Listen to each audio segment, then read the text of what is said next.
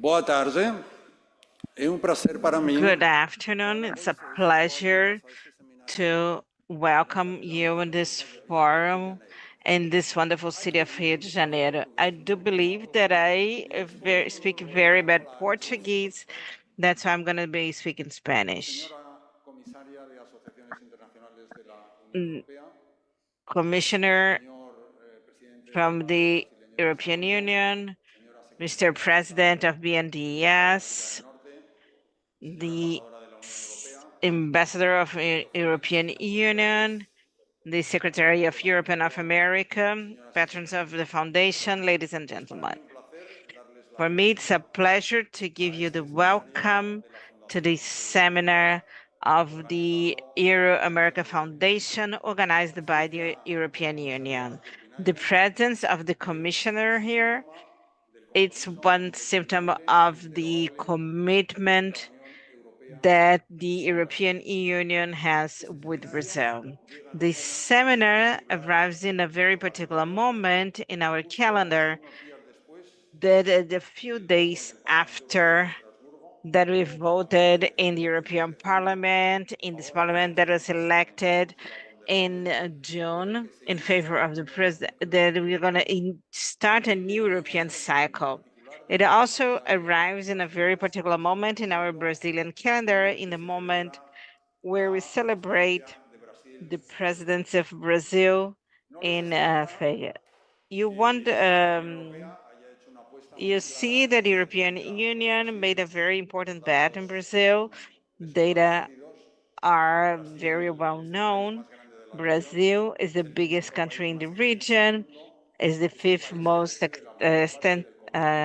extensive country in the world. It's one of the European Union is the main investor in Brazil, is a power. It's one of the emergent powers and is global power. That's why the European Union has a strategic association with Brazil. You know that we are living very difficult moments with very international conflict, with non-democratic powers, and we live in a world of great transformation. In this context, I would like to tell you that there are many things going on in both sides of the Atlantic. We have elections in the United Kingdom after Brexit, and the Conservative Party was the guardian of power, and it has been very backed by the Independent Party. In France and European elections also have many developments in the European Union. You saw yesterday's news. So in this context, the decision not to run for presidency by President Joe Biden. They decided not to run for re-election. There is a great uncertainty about what are the results of the November 5th elections. And in Latin America, you're going to have important elections in the end of this month in Venezuela.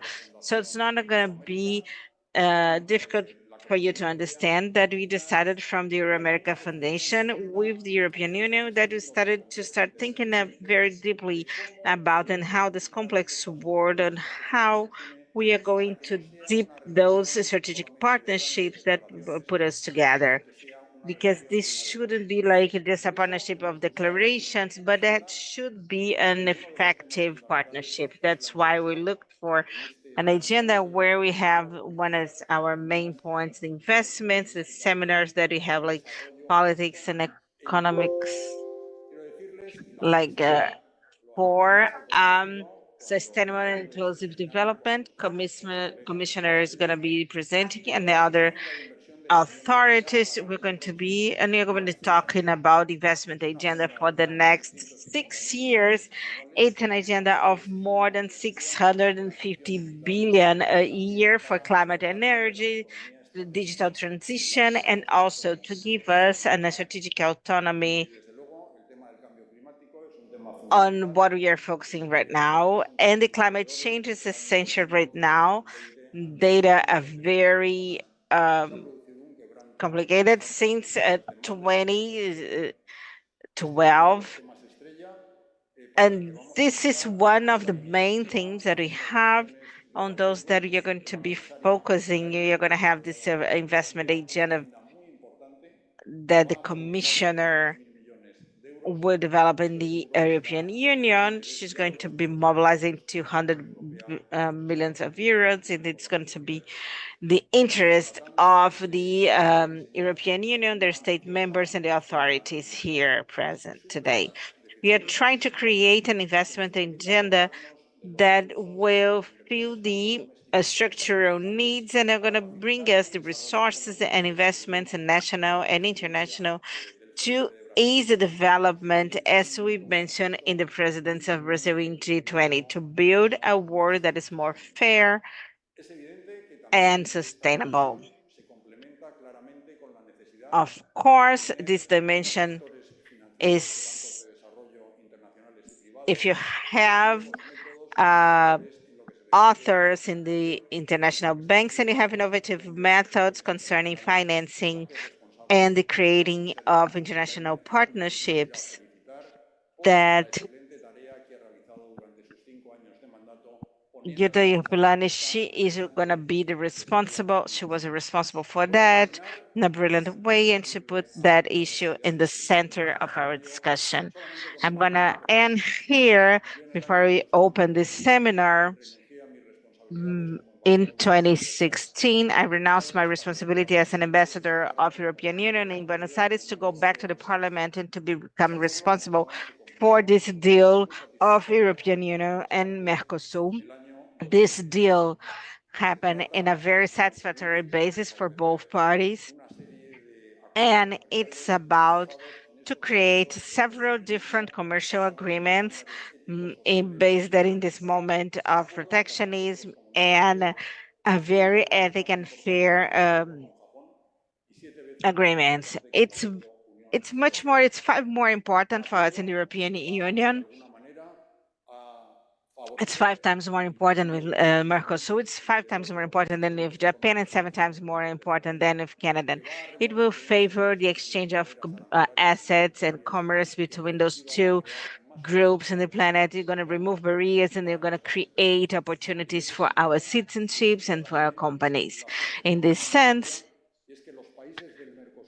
we should consider that the countries in Mercosur will report into European Union, and they're going to be the only ones that are not going to be exporting in a preferential way. That's anomaly, but that the companies, they pay 4 billion euros in customs and taxes. We need this agreement to be finished. We have this investment agenda. We want to well, PNIL started doing this work, and when you look into this forum, this fourth forum in European Union in Brazil was the essential milestone that started this relationship between European Union and Brazil. I'm going to ask the international relations area. I'm going to pass the floor to open this event.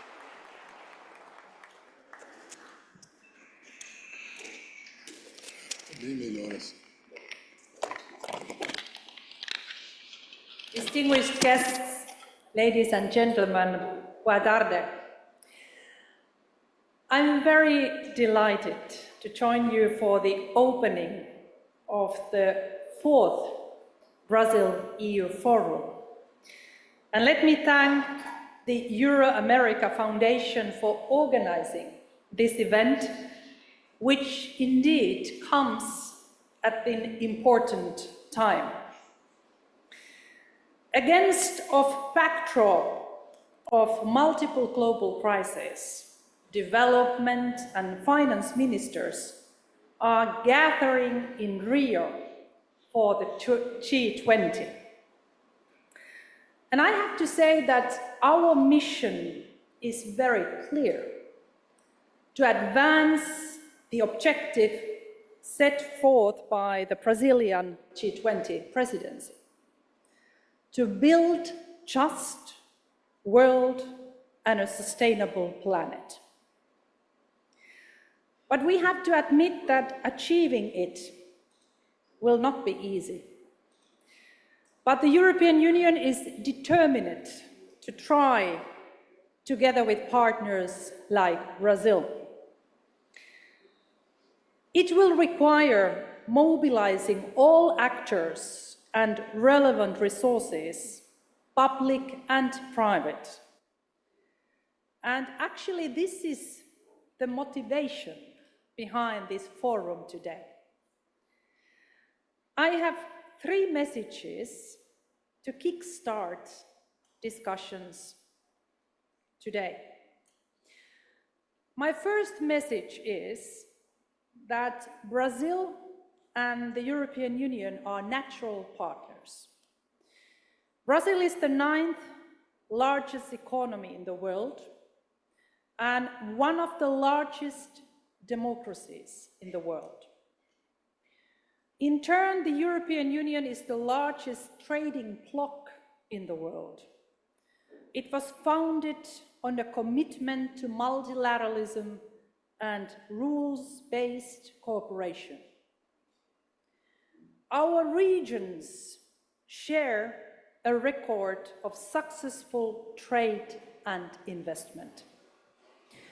We stand side by side in multilateral fora on so many issues, in demanding increased action to combat climate change, in advocating human-centered digitalization, and in our common commitment to make the world more equal.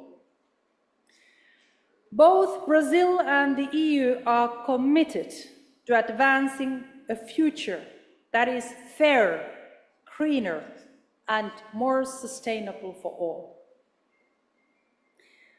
Secondly, the EU aims to strengthen ties with Brazil through Global Gateway investment strategy. Because being natural partners is not enough. We want to become partners of choice.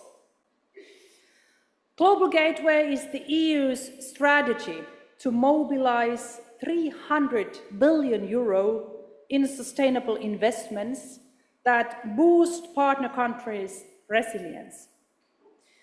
At its core, Global Gateway is about high-quality partnerships and advancing the Sustainable Development Goals. We want to establish mutually beneficial links and prosper together. And we maximize Global Gateway's impact through an approach called Team Europe. Team Europe combines the resources and expertise of the EU, its 27 member states, and European development finance institutions.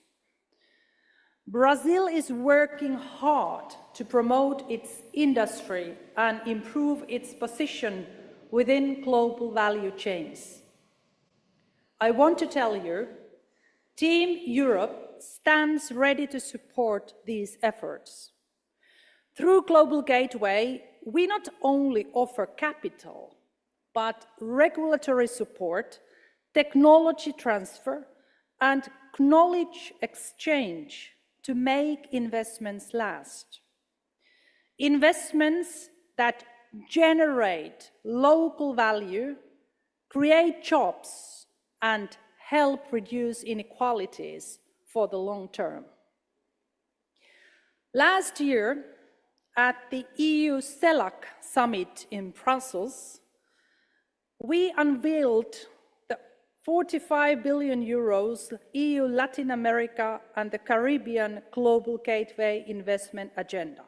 We came a commitment up to 45 billion euros investments for the Latin America and the Caribbean.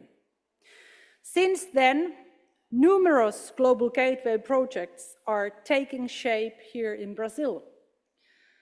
The contribution to the Amazon Fund, which I just announced, is only one example. And actually, this brings me to my final point, the importance of private sector investment. Through a mix of grants, concessional loans, and guarantees, Team Europe is de-risking investment and attracting funds to the areas that need it most. I know that some of you here today are already working with the EU on Global Gateway projects. As you learn more about the opportunities in the pipeline, which you are going to do during today and tomorrow, I hope more of you will come on board. For example, we are exploring a green energy park project that could become a reference case for green hydrogen production.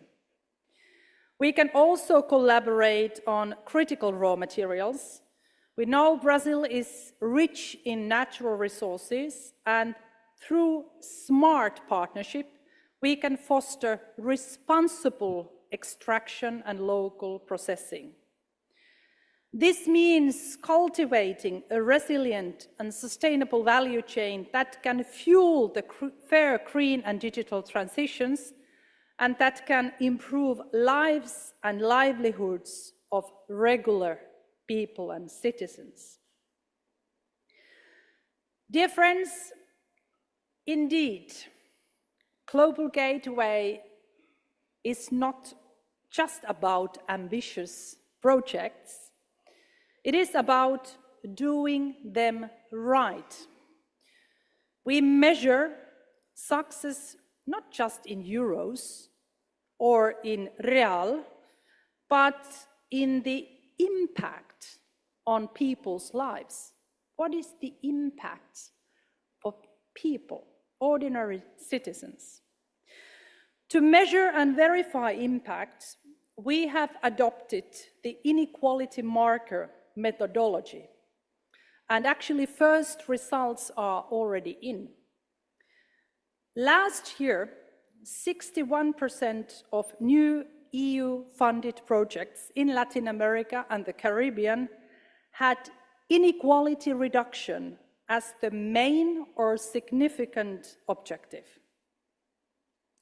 So, dear friends, together we can do even better for a sustainable and socially just world.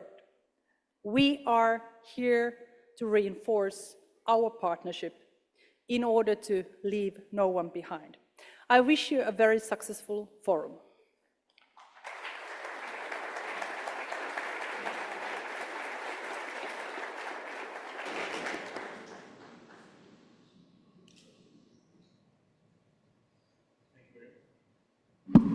Thank you very much, Mrs. Commissioner, for your words. Tenemos ahora el turno del señor Aloisio Mercadante. Now we'll have Dr. Aloisio Mercadante, who is the president of the National Bank for the Development of Brazil.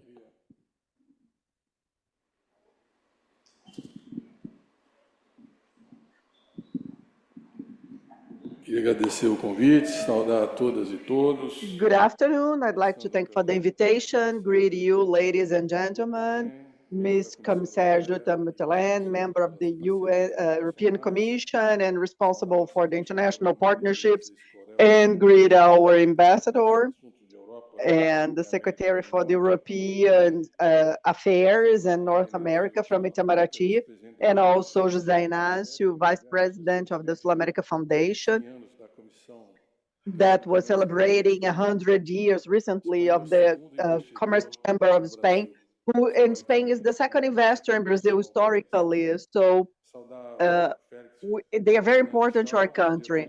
And Fernando Schau, Director of International Partnerships of the European Commission, my dear fellow of many. Presidente da Apex tem feito excelente trabalho no fomento, estímulo às exportações e ao comércio internacional do Brasil. Saudar Antônio Carlos da Silva Pinheiro, presidente da Fundação do Centro de Estudos de Comércio Exterior, da FUNCEF.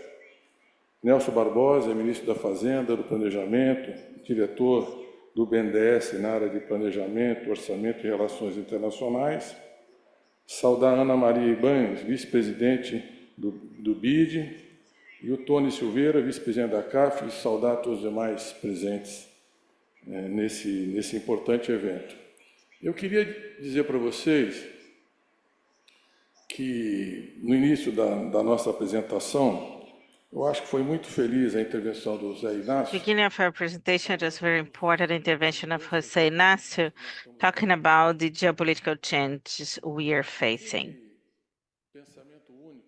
That unique thinking that inspired this globalization process, that where we had this very relevant role that we have to establish the rules of trading, it's over. And the Washington Consensus today is not a consensus not even in Washington. It's not a consensus not even in Chicago, because in Chicago, the mayor has a lot of subsidies to attract investments. We are facing a different scenario. The scenario market is marked by the economic decoupling of China and Asia regarding the Western world and from China, from US and European Union that is transferring the value chains, that we only had a similar scenario in the post-war, where we had the Marshall Plan, where the BNDES were born, like in 58, 62, where we had all the effort to rebuild the war economies and to seek to create multilateral organisms, a peace culture, to reduce the inequalities. That's not what we are facing today. We are living a Marshall Plan. On the contrary, the subsidies of the American state is printing the attraction of investment in the United States without any precedent in history. If we analyze, I don't know, the panel that presents this, we are talking about more than $700 billion in subsidies. In the UE, they also have this giant effort to attract investments, defending their industrial culture and production with the new generation and subsidies and stimulation, posing the challenge for the global south in another level, so that we try to interrupt the process of fast industrialization with the UE and United States regarding the competitivity in China and Asia, but especially China, that today is graduating more engineers than United States and UE altogether. So we have scarce efficiency in the industry, threatening the great part of the industrial structure and politics. In this sense, this decoupling makes this change his role. But we still have the policies for commercial defense in the United States and Europe, the governmental accounts, There are barriers, strong barriers to the development of the Global South and our recovery, especially in the challenges of the fourth industrial revolution with a decisive impact in all the activities of the transformation industry and in the economy. If it weren't enough to have this huge challenge, we are facing much more than a climate emergency. We are facing natural disasters that are more frequent and intense. In Rio Grande do Sul recently, for example, we had 3 moments, a huge drought, a catastrophe reaching 315 cities and municipalities and 95 calamity states. And only BNDES had standstill to all the industry and the economy in Rio Grande do Sul, and we have a financing line of $400,000 to recover the structure and roads and cities and optic fiber and everything that was devastated. So I keep thinking about the rain and the 800 millimeters, 100 in 1 week. If it were in Bolivia, Paraguay, I mean, we need to create first an international partnership to face national disasters at another level, because insurance companies won't pay for that, and they are not paying. In Rio Grande do Sul, we had 200,000 cars destroyed, and most of them, people don't have insurance for this kind of climate incident. So in our understanding, we need to create a partnership with the development banks to create a fund for the urgencies and emergencies and the reconstruction with the resilience and with climate adaptation. And not only in Brazil, we have to consider Latin America and the planet, the whole planet, if we don't revert the situation of global warming. So in the NDS, we have a huge effort to decarbonize our economy. Half of the emissions in Brazil come from deforestation. We just signed a huge agreement with the European Union and with the Amazon Fund, and we'll comply with the target. We reduced it in 50%, and the environmental negationism was defeated in the last elections in Brazil. Brazil will comply with the SDGs in 2030. Our energy matrix responds for 18% of the emissions. It's the best one in G20, with water energy and air and solar energy as well. And the NDS is the one funding the most energy and renewable energy in history. But we are much more competitive in air and solar energy. We have partnership in the European Union, for example, in green hydrogen. And we have a strong role of investments of green ammonia and so on. So it will allow us to reindustrialize Europe with a safe course. And we want not only to export, but we want more added value in this intensive energy chain due to competitivity with the solar index that we have here in Brazil and also with the air index that is quite favorable. We have a huge effort today to change our transportation matrix. We have 5 electric bus plants. Brazil is the second country using bus in the planet. We produce 52% of the buses circulating in Latin America, and we are now having electric buses. But European companies here, and Brazilians like them a lot, they've known them for more than 70 years, so we will have a strong competition from China.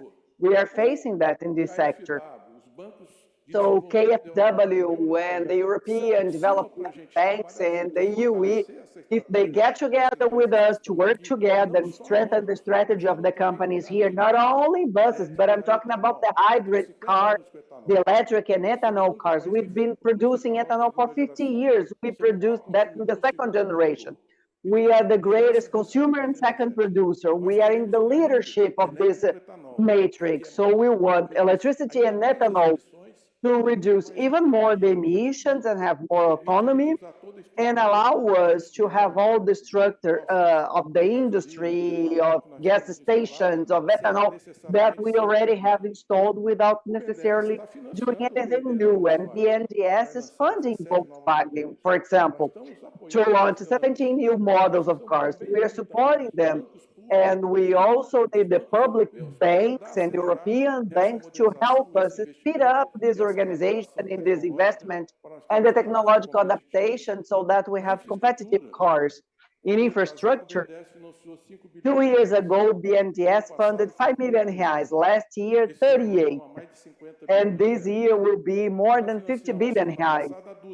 So last week we financed Dutra, that is a road with 160 million vehicles passing by a year, with half of the Brazilian GDP passing by, and we'll have lead in the whole road, protecting the environment and protecting the forest coverage. We'll have 5G all over the road for surveillance, and it will help the traffic from Rio to São Paulo. We'll also duplicate Rio Santos Road, and BNDES created this fund to ensure the project. So we'll disonerate the companies and we have promising future. And we have 15 billion to invest. We want the European Union here to discuss that in ports, airports, roads, and also in 5G. We are taking 5G to public schools and to the peripheries. We need to be closer to Bay and the infrastructure banks. And we have beautiful and wonderful businesses in the Brazilian, not only the agro business, we are the second exporters of food, and we are a source of food safety in the planet, and having decarbonization and deforestation also help. But we need to get closer to the European Union. The European Union is analyzing the war too much, and we understand that because there is Russia and Ukraine, and they are taking care of the American elections. Okay, but when is it to be our time? We don't have wars in 150 years. We have good relations with all the UN countries, but we want to have a differentiated relation as historically we have. And not only economically, but we want the UE to generate this win-win policy and cooperativism and partnership and technological transfer and investment. We have the lowest rate of the unemployment in 10 years, with the highest level of employment in history, with the biggest growth of salary in the history of this index. We have an average income that is 6.1% a month growing. This month, like China, we have a record superávit. We have public fundings as the UE has and the United States, and we have the debt under negotiation, and obviously we don't have the same tax capacity to have forestry measures. So today we signed a contract of $300 million. It's basically concluded. It will be just approved in the Senate. We received this 20 billion. I would like to thank for the partnerships, but get ready because Lula is there again, and he wants more partnership with European investments. We want to get closer to you and think about the values of the democracy and diversity and anti-Marxism and negationism. And this is what we are and what we want. Thank you very much.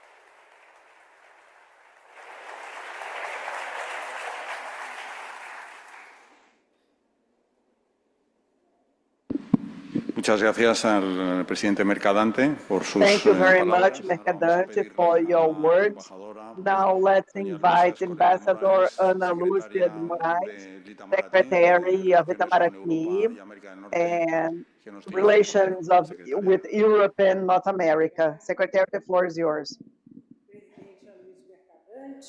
Thank you very much, Aloysio Mercadante, Commissary, Mr. José Inácio Salafranca. Ladies and gentlemen, it's an honor to me to participate in the opening of the 4th Forum Brazil UE, with so many important people. I congratulate the organizers of the event for the initiative and for the rich and comprehensive agenda contemplating topics that are so important commercially speaking. Brazil and the UE keep strategic partnerships since 2007 based on joint principles and values like defending democracy, human rights, and multilateralism, as with the convergent goals like protecting the environment and promoting and developing sustainability.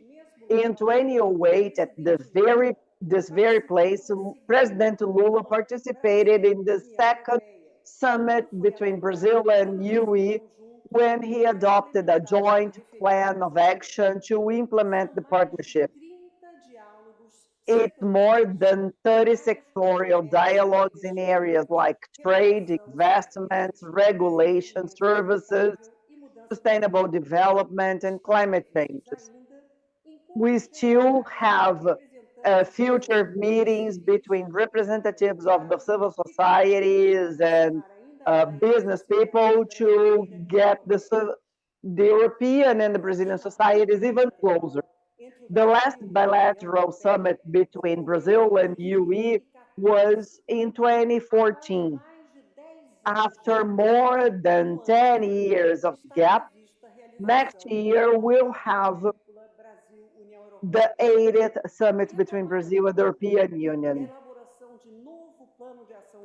The resuming of the summit and the joint plan will bring a decision to the cooperation in areas like fighting climate changes and promoting energy transition and investments and progressing in science and technology and innovation, among others. The European Union, as it was said here, is now the second commercial partner of Brazil. In 2023, the trade reached $91.7 billion American dollars. Brazil exported about 46.3 billion and imported $45.4 billion, with a superávit of about 876 million. In the first quarter of this year, only in the first quarter, our exports grew a lot compared to the same period of last year. Over the last 5 years, the Brazilian exports to the UE grew 64.5%, and the Brazilian imports from UE grew 29.8%. According to Eurostat, the database of the European Commission, Brazil is the greatest destiny for direct foreign investment of the UE in Latin America, with almost half of the stock in the region. The European investment in Brazil concentrate in manufacture, digital infrastructure, and services, and are quite welcome. And the UE countries are the main investors to the program for investments overcoming China and the United States. Now I reiterate Lula's public invite to the European companies, and Mr. Mercadante also invited you so that European companies diversify their investments in our company, mainly in infrastructure areas and in sustainability in the new acceleration program for growth. Regarding the global engagement proposed by the UE, we manifest the Brazilian interest in investing with the priorities of development in the country in mutual agreement. Ladies and gentlemen, the participation of Lula in the summit of the UE last year in Brussels and the intensive visit agenda of authorities from the UE to Brazil, among commissaries, parliamentaries, and even the president of the UE that is now re-elected, Ursula von der Leyen, After 9 years without one person of the highest commission visiting Brazil reflects the renewed interest and the deep bilateral work. Recently, the state visits of President Sanchez and Macron and President Macquarella among the European authorities illustrate the same way the especially positive moment of the relations between Brazil, the UE, and European countries based on a strong dialogue and political interest. Entre a comissária da UE para parcerias internacionais, que aqui nos acompanha, e o ministro Next meeting that is going to happen between the commissioner and Minister Mauro Vieira in the visit to Brasilia of the elected president of European Council, Antonio Costa, on this Friday. There are other concrete examples of this reciprocal interest of strengthening these bilateral relationships. They are natural partners, but also partners of choice. I like this expression too. I'm going to use it. We can affirm that Brazil restarted his relationship with Europe that are compatible with its importance as an origin for investments, commercial partner, innovation partner, and a main actor in the main debates on the global scene, on the security architecture, and energy transition. Ladies and gentlemen, in the environmental area, Brazil, based on its now known commitment to protect the environment, it's a partner, it's a special partner of European Union fighting against climate change and promoting sustainable development. In Amazon Fund, that is very well managed by the BNDES of President Mercadante. More than 90% of donations, they came from European governments. In the first days of this Brazilian government, Norway and Germany had interest in going back to invest in this fund. And other countries like United Kingdom, Denmark, and Switzerland, they also have the intention to contribute financially with this initiative. Although we have this wide opportunities to contribute in the Amazon Fund, we have some obstacles and challenges in the environmental sector. In June 2023, it was approved the anti-deforestation law on European Union. This legislation may impact $16 billion of Brazil exports. It's 1/3 of total of our exports for the European group. This law does not take into account the profile of the sustainable production in Brazil based on the use of renewable energy, in the sustainable use of soil, agricultural technology adapted to our biomass. When it started, that will start in next January, this law will bring difficulties not only to producers that are outside of this group, but also to their customers and importers in Europe. Brazil has its commitment to fight deforestation, and in this sense, it has strengthening the activities of reinforcement and preservation of Brazilian forests, especially the Amazon forest. In Brazilian point of view, the European law not only conflict with the principles that rule international commerce and the international understandings about climate and biodiversity, it does show some obstacles and imbalances in the social, economic, and environmental aspects of this problem that is trying to tackle. So it's not compatible with the effective guarantee of the sustainable development. Actually, the use of monitoring system, the European monitoring system, and the low previsibility about the criteria that it's what is area, deforested area, to classify the countries according to the level of risk can generate distortions, significant distortions. As they are more adapted to the local realities, national systems should be used as a reference basis. We hope that the European Union can acknowledge the precision of the Brazilian systems and that the norm should be applied in a fair way. Ladies and gentlemen, when I'm talking about regional plan, this approval of Association Mercosul Union Europeia is strategic for both regions.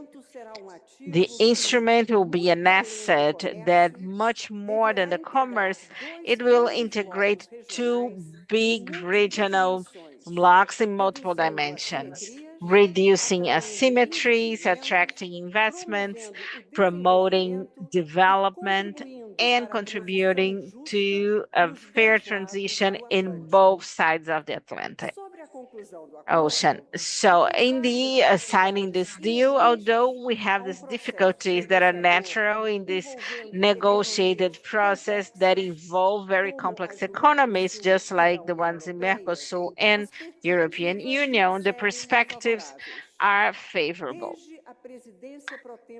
Since this presidency of Mercosur in the second semester of 2023, we are having a large number of meetings on the highest levels, but also in the technical levels. All those meetings are advancing in those resolutions of some points that have been discussed. And attitudes from both sides, they are very constructive. From the perspective of Brazil, this agreement should reflect the changes that happened in the past few years in the international scenario and in the Brazilian scenario also. In the international scenario, we've been through a pandemic that left even more visible the importance to have public systems for health. We have, and as you mentioned here, we have the climate emergency was highlighted. We have the perverse consequences of commercial commerce that and we are facing the democratic threats. Here in Brazil, the President Lula government defends social policies that reduce inequalities and create opportunities, equal opportunities for all. Prioritize the state action in favor of sustainable policies and created the strengthening of the Brazilian industry as one of the pillars of our economy. Based on that, and this step, in this moment in the negotiation, Brazil is looking for widening up the space for public policies in some of the chapters and to balance more the terms of this agreement, especially on the session about sustainable development. Mercosul is fully engaged so we can have an agreement that reinforces the ties with Europe and European Union that is benefic for both sides. And during the visit of Sergio Mattarella, President of Italy, President Lula reinforced the Brazilian interest in the conclusion of this agreement, indicating the advancement of those negotiations depend most of all from the European side. We understand that this agreement of association between the Mercosur and the European Union is much more than a commercial tool. It should be understood in its political and strategic perspective in the long term. Ladies and gentlemen, in the most violent angle of the dialogue from Europe and Latin America, the third CELAC summit that happened in July last year, after 8 years of interval, represented a very important milestone. The participation of all 27 heads of state or governments from European Union and the presence of 23 political leadership of Latin America and Caribbean, including President Lula, reflected the interest in the renovation of this dialogue and the strengthening these links between CELAC and European Union. Brazil sees this contact, this bi-regional contact based in shared values and commitments to strengthen cooperation of both sides were received very positively. In the 10th, the celebration to celebrate summits every 2 years and to create meetings of a Ministry of Internal Affairs can contribute not only to follow up and evaluate these relationships between CELAC and the European Union, but also to ensure the follow-up of the dialogue and the implementation of the commitments made. We hope that in the next summit that is going to happen in 2025 in Colombia, we advance even more in the dialogue with a flexible posture and constructive posture from both sides so we can create consensus. Ladies and gentlemen, almost finishing in the global side 2024 is a year of consolidation of the coming back of Brazil into the international scene. We have the presidency of G20 with very specific priorities, between which fighting hunger, poverty, and inequalities. This week, we are going to have here in Rio this ministerial meeting for development in the G20 with the presence of several European authorities. In the opportunities, we are going to have this global alliance against hunger and poverty, and we hope to have the support from Europe. In November, we are going to have the Head of State Summit, the G20, when we are going to have several European leaders and the leaders here. Next year, Brazil will have several international delegations in COP30 in Belém, and we hope to have the presence of European Union and our European partners so we can together advance in the direction of sustainable development that is inclusive and fair, not only for Brazilians, but also for Europeans. I'm sure that those discussions in this following panels, in this forum, they are going to be important to bring forth the partnerships between Brazil and European Union in all its complexity. I wish you all a great event. Thank you.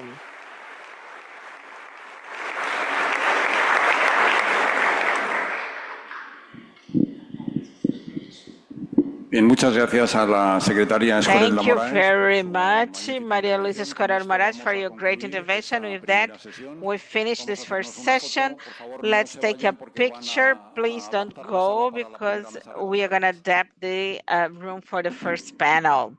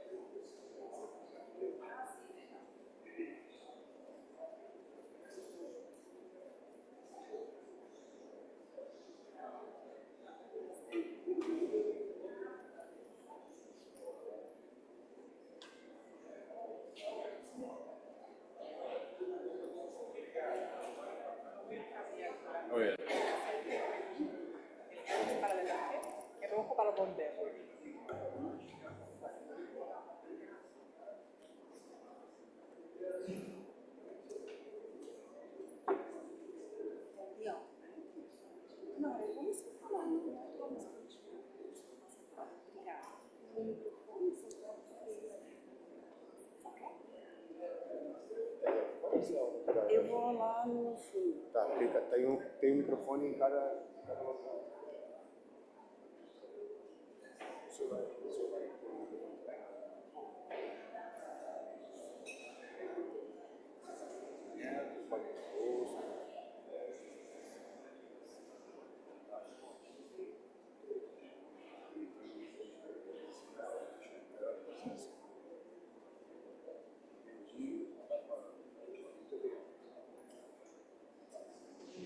Oh, muito prazer, Luiz Mosquera. Tudo bem? Prazer.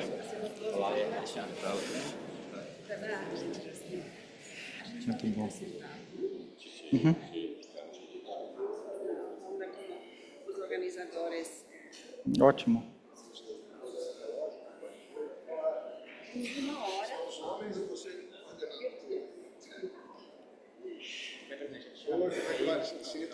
Presidente, como vai? Tudo bem? Estivemos juntos em Berlim? Ah, já. We've been together in Berlin.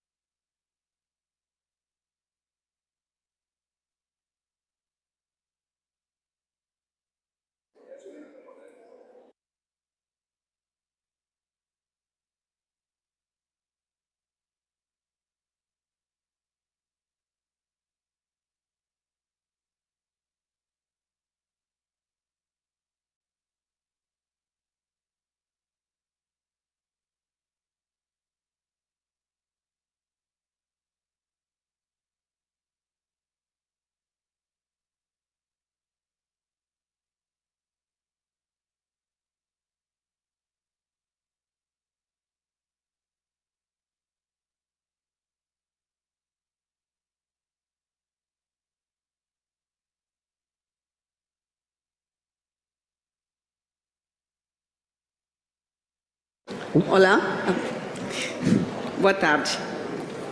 Good afternoon. Boa tarde.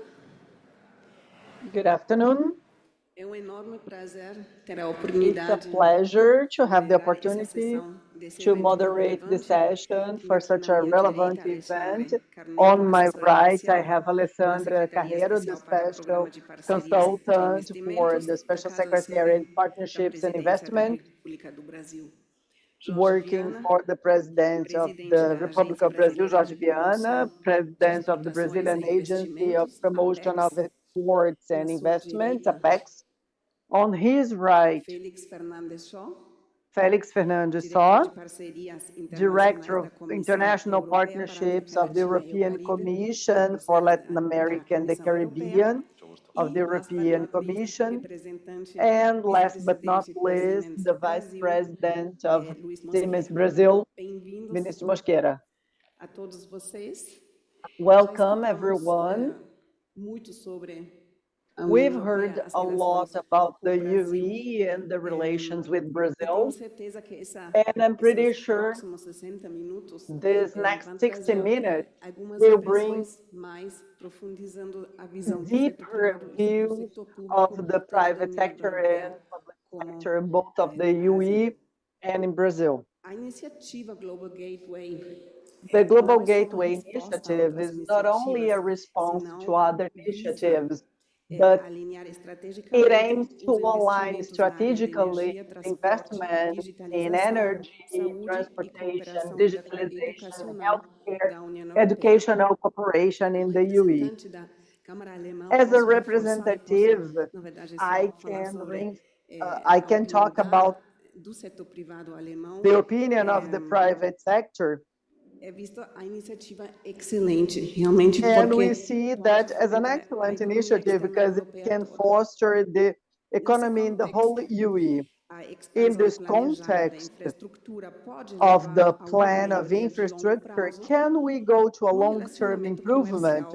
Beneficiando também Well, empresas with the europeias. commercial relation also benefiting the European Union? Well, yes, and besides the promotion and strengthening of relations with the third-party countries, facilitate the access to new markets and push the diversification of global supply chains. Nesse sentido, In gostaria de this começar sense, a nossa rodada, I'd like to Jorge, start our discussion here, e Jorge, saber quais são as by perspectivas knowing e what are the oportunidades de perspectives and comércio e opportunities investimento of trade que and você, investment da APEX, that vê you para o Brasil from com relação à APEX União Europeia. see Por favor. in Brazil regarding the UE. Bem, Please, the floor is yours. boa tarde a todas. Well, good Em afternoon, especial, everyone, a nossa and mediadora que está especially our mediator a nos conduzir a todos. that is Bárbara, guiding obrigado. us, Barbara Cohen. Thank you very much. And I would like to thank for the opportunity of being here at this meeting. E faço isso, obviamente, agradecendo And aos que obviously, I do realizando that esse by quarto thanking fórum. those that are Quero dizer carrying que out this fourth prazer forum. estar I'd com say todos. that it's a huge pleasure to be with Queria Felix. cumprimentar a nossa embaixadora, And I'd Maria like Luísa to greet Mercadante, our fazia uma ambassador, fala Maria muito Luisa, interessante that has e a very já wonderful speech adiantou um pouco here do que eu and agora não said vou precisar some falar of the mais. things that I Eu would queria say here. I cumprimentar a won't embaixadora Maria say anymore and greet Sugar, Ambassador Marianne e Sugar. é um prazer revê-la. Ela tem sido It's a entusiasta pleasure to see you nesse again. tipo de She's iniciativa de been an aproximar cada vez mais o enthusiast in Brasil da this União kind of Europeia. initiative to get Brazil and the UE closer. Quero cumprimentar então o Zé Inácio, And né? then I'd like to greet Vice-presidente José da fundação, Inácio, que the vice organiza, dizer que é um president of the privilégio ouvir o foundation nosso presidente organizing the da event, and Aloysio it's a pleasure Mercadante, to hear our e meus president, colegas que Luiz estão aqui Mercadante, comigo, and the Luiz colleagues Mosqueira, que who está are aqui here with me, junto, Luiz Mosqueira, and também also dizer que para mim say that é to uma honra, me, uma it's an satisfação como honor presidente da Apex. and a pleasure Quem as me the conhece, eu president fui of prefeito de Apex. uma If das you don't capitais da know, I Amazônia, fui was governador the do Acre mayor of duas one of vezes, the capitals também fui in the senador, Amazon and e governor agora of no governo do Acre presidente Lula fui once, and convidado now in para President Lula's dirigir a government, I Apex. was invited E to o direct pessoal fala sempre em Apex. sorte. And people say that Lula is a very lucky man. He has a lot of luck. When he is a president, we have growth and inequalities decrease. But deep down, we know it's not luck. It's a matter of attitudes that a leader may take or should take, and the result also comes. And to me, it's a matter of lucky or opportunity to be the president of Apex when Lula is in his mandate. So first, I'd like to say that in Brazil, well, somehow everyone here, we cannot repair history and we have no authority to that, but our relation is with the UE. In the Brazilian case, it's so strong because we are related to a foreign country that is Portugal, and it also materializes in the commercial relations and opportunities, because it's from the UE that come the second and third investors in Brazil, and it's from the UE that come the foreign direct investment to Brazil. And I would like to emphasize France and Spain, but Portugal also has an important role, and the Netherlands as well. And the UE is a way, somehow, as they say in the old world, they somehow experienced a pattern of life that everyone looks at. Okay, we are talking about sustainability, a new world, green economy, circular economy, and the UE then has, along with all the accomplishments, they also have a problem. And I would briefly make the opportunity here to introduce 3 or 4 slides to share with you a little bit of the complexity that we live. And this first one is interesting because it shows the demographic crisis and the challenge that we face. This is UN data, and I like that because whenever I have to say something, I have to use official data.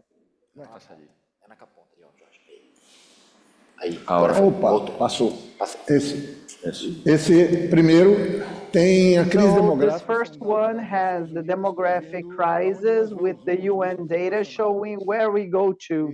Se olharmos aí, o crescimento And if we look at the growth of the population, it was quite strong. é bem forte o que nós vivemos. And it's quite strong what we are living, because if we reach 2050, we'll have a little bit more than 2 million inhabitants, and we have the United Nations saying that we can reach 10 billion inhabitants in the planet. The problem is not this number, is where they are. If we look at the graph, in Africa, we have 1.4 billion, and there will be more than 4 billion people. And in Asia, almost 5 billion people. So to North America, we will have more than 400 million, Oceania 175, and in Europe, the rest, with a strong aging of the population of the whole country. So we'll have to consider also the Muslim and the Africans that have young population, and they will keep younger for a longer time. And Nigeria has a greater population, will have a greater population than China in a few decades. So this mix of the world complicates a lot. Studies say that Korea will have half of the population, and Japan as well, and Europe as well, except France, because there is a lot of immigrants coming from the Africa and Muslims. So this is the world we are talking about. The great complexity also related to the idea of global warming. So you see the great conquest that I mentioned in the world, that Europe is the meter. They are the model of consumption that came with the Industrial Revolution. But then They also had excessive emissions, strongly changing life in the planet and the way we know. So this is what we are talking about. The UE, with their standards of consumption, couldn't reach the level of other continents, but made us, and this is not an accusation, okay? It's just a recording, because the great emitters, China and the United States and so on, happen the same. But we have to face that. And if we have to face with more solutions to the countries causing that or helping that, or will we again sacrifice the other countries that didn't even reach the standards of quality of life and care as South America and Africa and even in Asia? So these are the challenges that we are facing. So briefly, I would just like to show the situation of the UE with the legislation carried out, bringing a strong agenda with a law, with our, as our ambassador just said, and I'll skip because we have short time. And we have this anti-deforestation legislation, but I'm a forest engineer, and I have a different approach for such a topic. I think first Brazil has to take responsibility and say that they were doing everything wrong a few years ago. If we don't do that, we'll have no authority. Deforestation doubled in the last 4 years. The lack of care with the traditional indigenous population was the headline of many newspapers all over the world. Millions of people were facing poverty, and it has just happened, and the world reacted to that. And I see some normality in the UE for them to create some laws and go against products coming from countries with environmental or social disgrace and a lack of care with the originary population. So the UE has this critical thinking, and I worked with the Chico Mendes, and I could see that the UE, they would pay attention to Chico Mendes and his concerns. And then I'll go beyond, just briefly showing you here that here, as it was said, as our ambassador said, our trade with the UE was about $91 million. But in 2010, when Lula finished his mandate, the flow of trade was above $80 million. So you see how important it is. 12 years later, we reached this number because we lost a lot over the time. And now we are resuming that in the third mandate of Lula.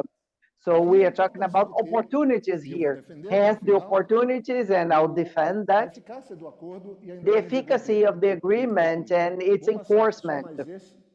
Just one more slide to finish, because here I brought who is affected by this law that demands from the importer a proof that it's not coming from deforestation areas, not only in the Amazon, but in this scenario. We have to consider the previous government, because to this government, this law makes no sense. Brazil has changed. Deforestation that has doubled, decreased in half, because now we have public policies. Indigenous people were unprotected, but now they are protected, and we have the greatest social inclusion program of the world at this moment, and we are fighting to reduce hunger. But the products that would be affected, like leather, for example, or the automobile industry in Europe would not buy leather from Brazil, so the industry is affected in 23%. Meat, it's not that much because Europe doesn't consume our food, but soya, yes, because they use that to feed their cattle that will become animal protein. And cocoa and coffee, that we have an export of $4.5 billion that would be affected. And I'll conclude apologizing and showing this last slide. That is a survey carried out for PAX in 2022. And we have the image of the agribusiness in Europe with a 64%. 64% in the negative image. This is the modern society. So this is a survey of the previous government that wasn't disclosed, by the way. And I'm showing you neutral 22 and positive only 14%. That was Brazil's image to the European society. So what do we have to face that? A reaction back then. And I'll show something even worse now. That is this slide here. That is the image of Brazil in the European Parliament. 81% of the image was negative. Neutral, only 13%, and positive, 6%. Therefore, the law of deforestation. Obviously, there was this law, and I met with the Ministry of Agriculture of Germany, and I said, well, I was against having the European Union there, but now I'm in favor because Brazil has changed. So for us to have some kind of reason, we need to be honest and sincere. Brazil has radically changed. We were taking one side, and after taking such a long time the right pathway, we took the wrong one. And now we could find ourselves and regain the international prestige. Now the BRICS are with us. We are heading G20. President Lula was a lot very demanded this morning, and I've never seen that before. It's incredible in facing social issues as well as searching for peace in the world. Because Brazil is a protagonist in this sense, and the only observation is to us Brazilians, because for us to take the discourse without taking into account what Brazil is living now is bad, because it seems some general discourse that is not reality. So that's why I'm defending, and we are having Aloysio Mendes as our helper in Brussels, to help with this dialogue. There is this expectation of Lula that the opportunities, this window of opportunity can be this year. We believe that, so that we can create one interesting economic bloc from the populational point of view, or something more important like European Union and Japan and so on. So this is an opportunity. This seminar can make history, as it allows us to debate that and even find the way of working on that now. There is this need now that we face the European Union and the important countries in South America for the challenges of energy transition and investing properly with the social and environmental sustainability in a world of peace. This is my message, and I think Brazil is living a wonderful moment to receive this investment. And we have a PAC here that is a wonderful program to attract investments and the opportunities. Sorry for taking so long, but you need to understand the situation. Muito obrigada, Jorge. Sem dúvida, Thank you, Jorge. We're here experiencing a window of opportunities for both sides. And Felix, I'd like to ask you, what are the measured incentives to bring inside the global gateway the investments from European Union in this region, especially in Brazil? Thank you. I think I can speak English, but I'm not in Spanish. I will speak in English there. We can. Yeah, it's okay. But thanks a lot. Also, I wanted to particularly thank Fundación Euroamérica, Nacho, but also the team, who as usual has excelled themselves in helping the European Union put together something that Georges has just expressed. And that the previous panel, Secretary from Itamaraty, has also said, we have taken a long time to speak again to each other.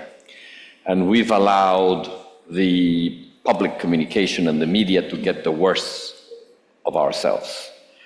And one of the main elements that I thought was important today, and that's why we're all here, we have a very 2 days, 1 day of exchanges between Brazilian and European counterparts, is the need to explain better what we do and what we want to do and what we want to do together. And believe me, as the Latin American Caribbean director in the European Commission in Brussels, I need you to come and explain.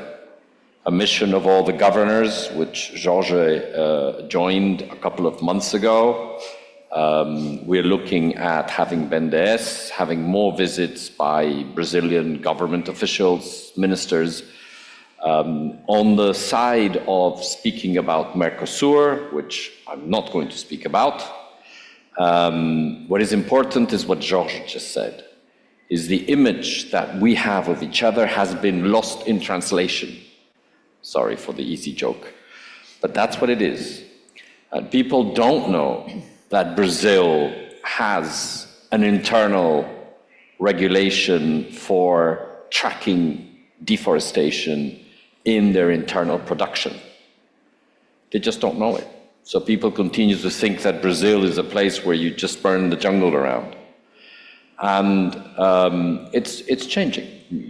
You cannot just say that it's over, but it's radically changing. And that's something that I think the Union can have some praise for, because that is the agenda of Brazil. But it's not the agenda of Brazil because the European Union had the agenda. It's the agenda of Latin America and the Caribbean. What we did in Brussels a year ago, right today, well, last week, a year ago, is we put back on the table Latin America and the Caribbean with all your green agenda, your energy transition agenda, your social fair transition. People don't know. In Europe, I think the President Mercadante said, people are looking somewhere else. And one of the main things that we want to discuss with Jorge, with President Mercadante of BNDES, with the government, we were the other day in video conference with PPI on the Casa Civil, with Itamaraty, is you need to come and explain what are your projects, what are your ideas, where do you want Europe to invest? And that's where I can help, where we can collectively help with Siemens, with, by the way, thank you to also Iberdrola, Repsol and Telefonica for helping us out today on this seminar. This is when we can help explain that Latin America and the Caribbean has its own agenda. It looks very similar to the European agenda, but it's a Latin American and Caribbean agenda. And what we wanted to do with the Global Gateway is signal not only the very large amount of European investments in Latin America and the Caribbean, which exists, and you will probably tell us about it, but we also wanted to have Latin America explain in Europe that in fact they're looking at the future the same way we're looking at the future, that they're encountering the same problems of renewable energy, a mix, interconnections, green hydrogen, digitalization, how to bring inequality to end by these investments, and they're experimenting the same problems. And maybe it's not, normally you don't quote other people from other countries, but I've had other Latin American countries explain their problems in Europe, only to find that we said, oh, it's my problem too. I have exactly the same problem on interconnections. We have exactly the same problem, electric interconnections, in Europe as you have in Latin America, exactly the same. Why? Because we're all experimenting with an energy transition and we don't know how to do it. We're all learning. Let's be serious. We're all learning. So this is not about anyone telling anyone what you have to do. This is about, that's what the Global Gateway wants to do. It's about selecting a number of investments where public investment, public de-risking, public promotion will help move the needle. Sometimes the needle will move in the right direction, and others, in experimental, will find maybe it didn't move that much, or something else moved a lot more. But this is what the Global Gateway wants to do, is to bring Latin America and the Caribbean back to the Brussels table, but also bring Europe into Latin America and say where, we have our own experiences, we have our technologies, we have our capital. President Lula, when he opened the business forum last year with President von der Leyen and President Sanchez, he said, we want to deprimarize our economies, we want to industrialize, we want capital and technology for local added value. We don't want to just export raw materials, we want to transform them here and integrate value chains of the future. You need capital, you need technology. We are starting very small, but with conversations like we had the other day with several important actors of the Brazilian government and the financial system, what we want to do is agree with the private sector, with the public financial efforts on where are the places where we can really make a difference? Where can we shoulder in? With all the figures that we just heard, it's very difficult to find a place in Brazil where we're not already doing that, because the private sector and European private sector is investing very, very heavily in Brazil and in Latin America. But there are still some places where we know, the private sector knows, the Brazilian private sector knows, and the Brazilian government knows that things are not happening, just like in Europe. President Mercadante said, we've seen now back the era of public support for investments in the United States, in China, of course, and now in Europe. We want to be a part of that in Latin America and the Caribbean, because we see that we need to push there where the market is not making it happen. And this is not a European agenda. I remember to everyone, I was one of the chief negotiators for the SDGs in New York. The SDGs come from Latin America. It was a Latin American proposal. So here we are. And that's what we want to do. We want to push these kind of ideas and find the projects that will move the needle in terms of technology, in terms of added value, in terms of social integration, in terms of environmental respect, and push the standards up and not the price down. This is where I think Europe can make a difference. Bring the standards up and not the price down. Thanks a lot.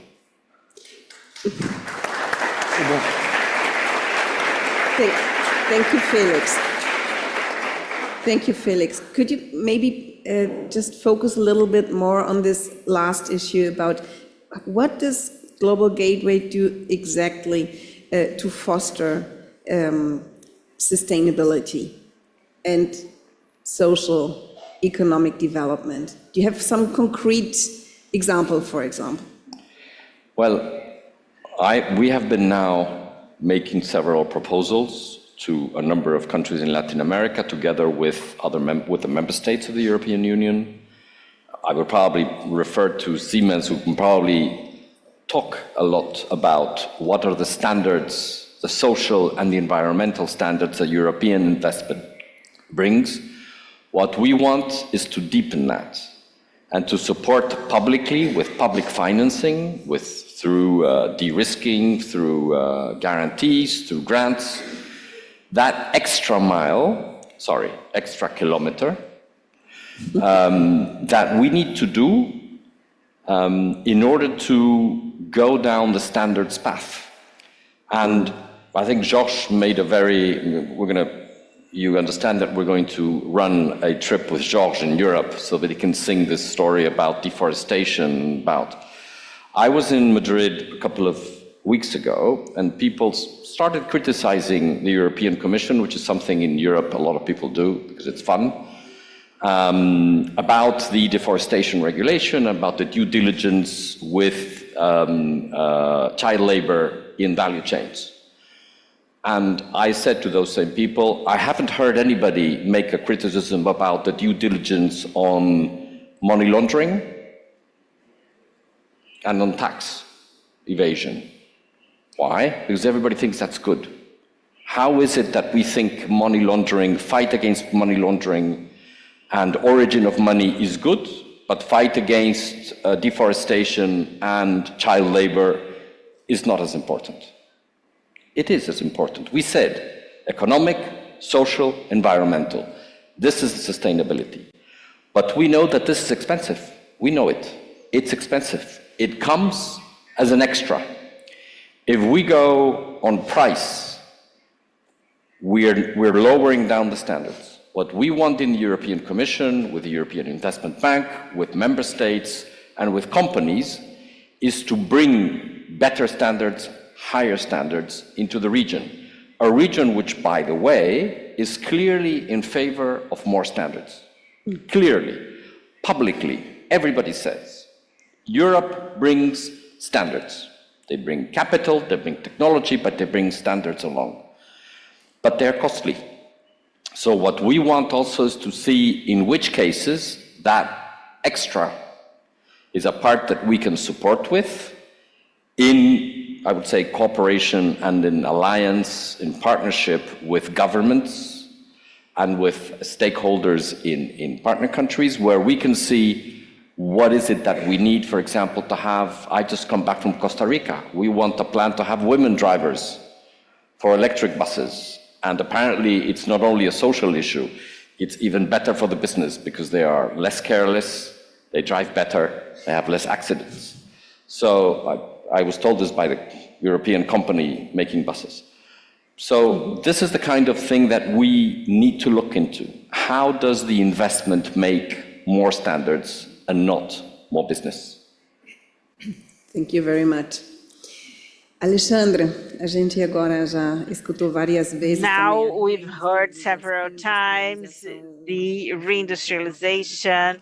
Mr. Mercadante mentioned the famous PAC. We would like to have your vision as a representative of the government. So what are the priorities for President Lula's government concerning investments and concessions in PPPs? Public and private partnerships. So good afternoon to all. It's a pleasure to be here representing the partnership program of the Presidency of Brazil. I'm going to be talking about a little bit about the PAC and PPI and the relationship between those two. PAC is a program that's a more widespread. It has the forecast of investments of 1.3 trillion reais up to 2026. And in this volume of investments, we have the investments that are made starting with public constructions that use the money of the federal government. And you have this part of the government that is part that comes from the state companies, and you have the support of financing of development banks. The fourth category of PAC is this relationship of partnership with private sector. This is where we have the intersection with PPI. PPI acts exclusively this part of partnership with the private sector, and you're talking here about concessions and PPPs. So when you're looking into these partnerships of the private sector, we had since the beginning of last year, we've had more than 60 projects that went on a bid that represented more than 100 billion reais on higher investments. Looking forward, we have up to the end of the year, we are going to have another 40 projects that are going to go on bids, and they represent another 80 billion investments of contracted investments. The partnership with European Union already happened in this sector, but it still have a lot of potential, and we have a lot of opportunities there to have foreign investors. Getting into this question about the priority sectors, I would mention that we have three great groups, three great categories. The first would be the investments in infrastructure, more traditional ones that everybody knows, energy and transportation. They are very intensive in capex. You need lots of investment, and they are more consolidated. sector. We had this year, we had this bid of transmission lines in March that we have 18 billion reais in contracted investments. We are going to have in September another one. So getting into the transportation sector, we had the BR-040 road that will link Juiz de Fora to Belo Horizonte. It was bid this year with more than 5 billion of investments and with lowering the prices for the users. And we are going to have another 2 bids on B3 this year. In August, we're going to have 381 road, and we have the BR-040 from Goiás to Minas, and we have the opportunity for investments in more consolidated sectors. We also have the port, partial concessions of ports.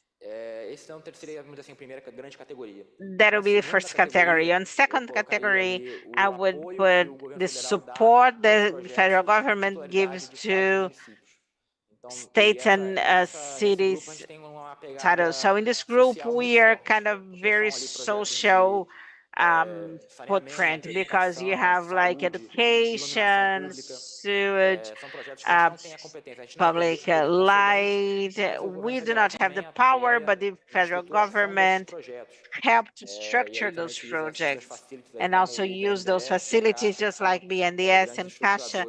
There are big project structuring institutions. And another level that I think that's very interesting for this meeting is that what we call in BPI of future infrastructure, that are the sectors that have some assets, that environmental assets.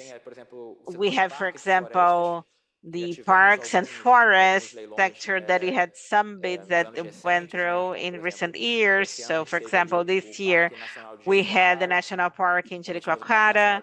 We also had Chapada dos Guimarães National Park. They were giving concessions to the private sector, and private sector will support visitation of the touristic place, but also will take care of preservation of this conservation unit. It's something very interesting. We also had forests for handling. We still have ones in our pipeline, something that is interesting that we combine the sustainable handling of the forest in that region. We have something new that we haven't had any project yet in this model, that are the forests where the cash flow will be had through carbon credits. So this is something very innovative. The first project that we have here in the PPI wallet is the Bom Futuro forest that we have. And this is a very interesting model. You have all the carbon credit because it was a forest of reforestation, and we use this carbon credit as a cash flow for the private sector concessor. So the Brazilian market is still a voluntary market. We do not have a system, a regulated system, just like existing in Europe, like cap and trade, that you create this carbon credit. It's much higher value than the voluntary market. We have the expectation that when it's become regulated in Brazil, we are going to have even more projects with these features. I think I'm not going to be able to talk about all the sectors, but I think it's a little bit of the big picture that we have as priorities here. It's very interesting. For sure, European companies, they are partners and then can increase those partnerships. Luis, you from Siemens, that's one of the companies that have tens of years in Brazil, several years in Brazil. That's part of the value chain here in Brazil. And just like many Brazilian companies, what's your vision in that moment that Brazil is experiencing? What are the potentials for the German company? Primeiro, gostaria de agradecer o convite da Fundação Euroamérica, saudar meus colegas de painel, as autoridades presentes e os demais convidados. So first, I would like to greet my colleagues here and thank you for the opportunity to be in this panel and say that I'm talking as the private industry and as a Brazilian as well, because it's a pleasure to us to see that Brazil has reconnected to governments of and countries of the UE and to the world, in fact, because this connection with the UE is more than centenarian. And we were, in fact, missing the UE over the last years. So that's why we are happy to be reconnected now. So this relation with the UE is quite strong. In commercial aspect, Siemens, for more than 150 years, is in Brazil, just like other European countries. So Brazil and Europe, we share the same principles, the same democratic values and presupposals. We share cultural identities, economy, the amount of international trade that is huge. So this connection must be there. We should have never left Brazil be distant from the UE. So when we look at the Brazilian industries, we see that over the last years, it was a huge construction. It's impossible to think about the Brazilian pharmaceutical market without the European companies, even the same in chemistry and automobile industry and so on. So what we have here built all together with the UE is a huge asset. And looking to the future, what are the common interests that we have? Well, we are aware that to our development, we need to adopt digital technologies and respect the environment and the sustainability precepts. The UE has a strong demand for energy, and Brazil is a potential supplier, a country that is leading this run for green energy. So this is an opportunity to develop altogether.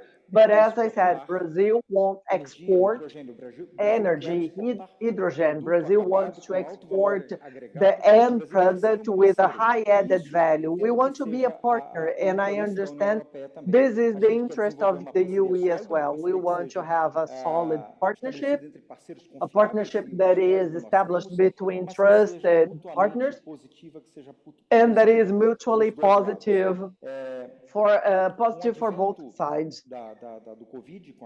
With the onset of COVID, we understood that economies and companies must diversify their supply chains, and this is a huge opportunity for Brazil to attract investment and to absorb part of this, the value of this chain that is today in other lands, in other geographies. Brazil has competitive advantages that are huge, and the main one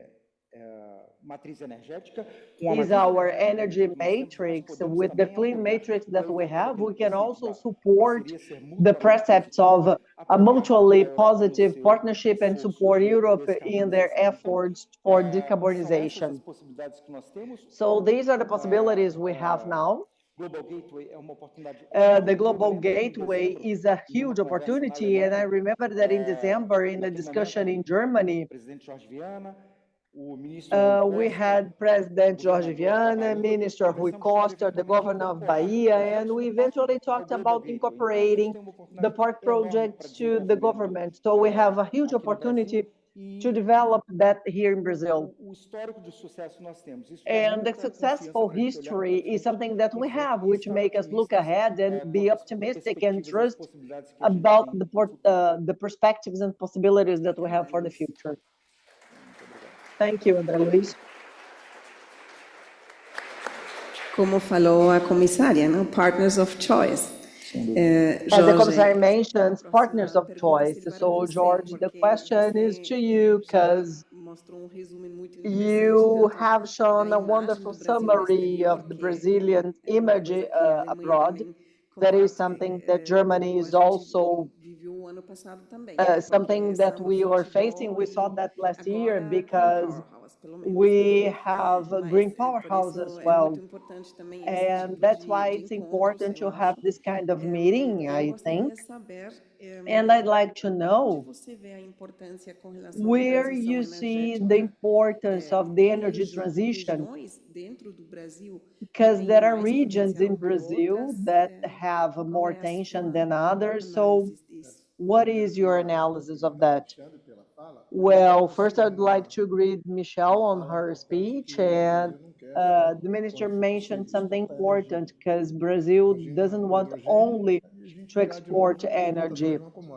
We don't want to export a commodity once again. No, we can't repeat the past, but the potential of renewable energies in Latin America is about 300,000 megawatts of renewable energy. In Brazil, it's 61% of that.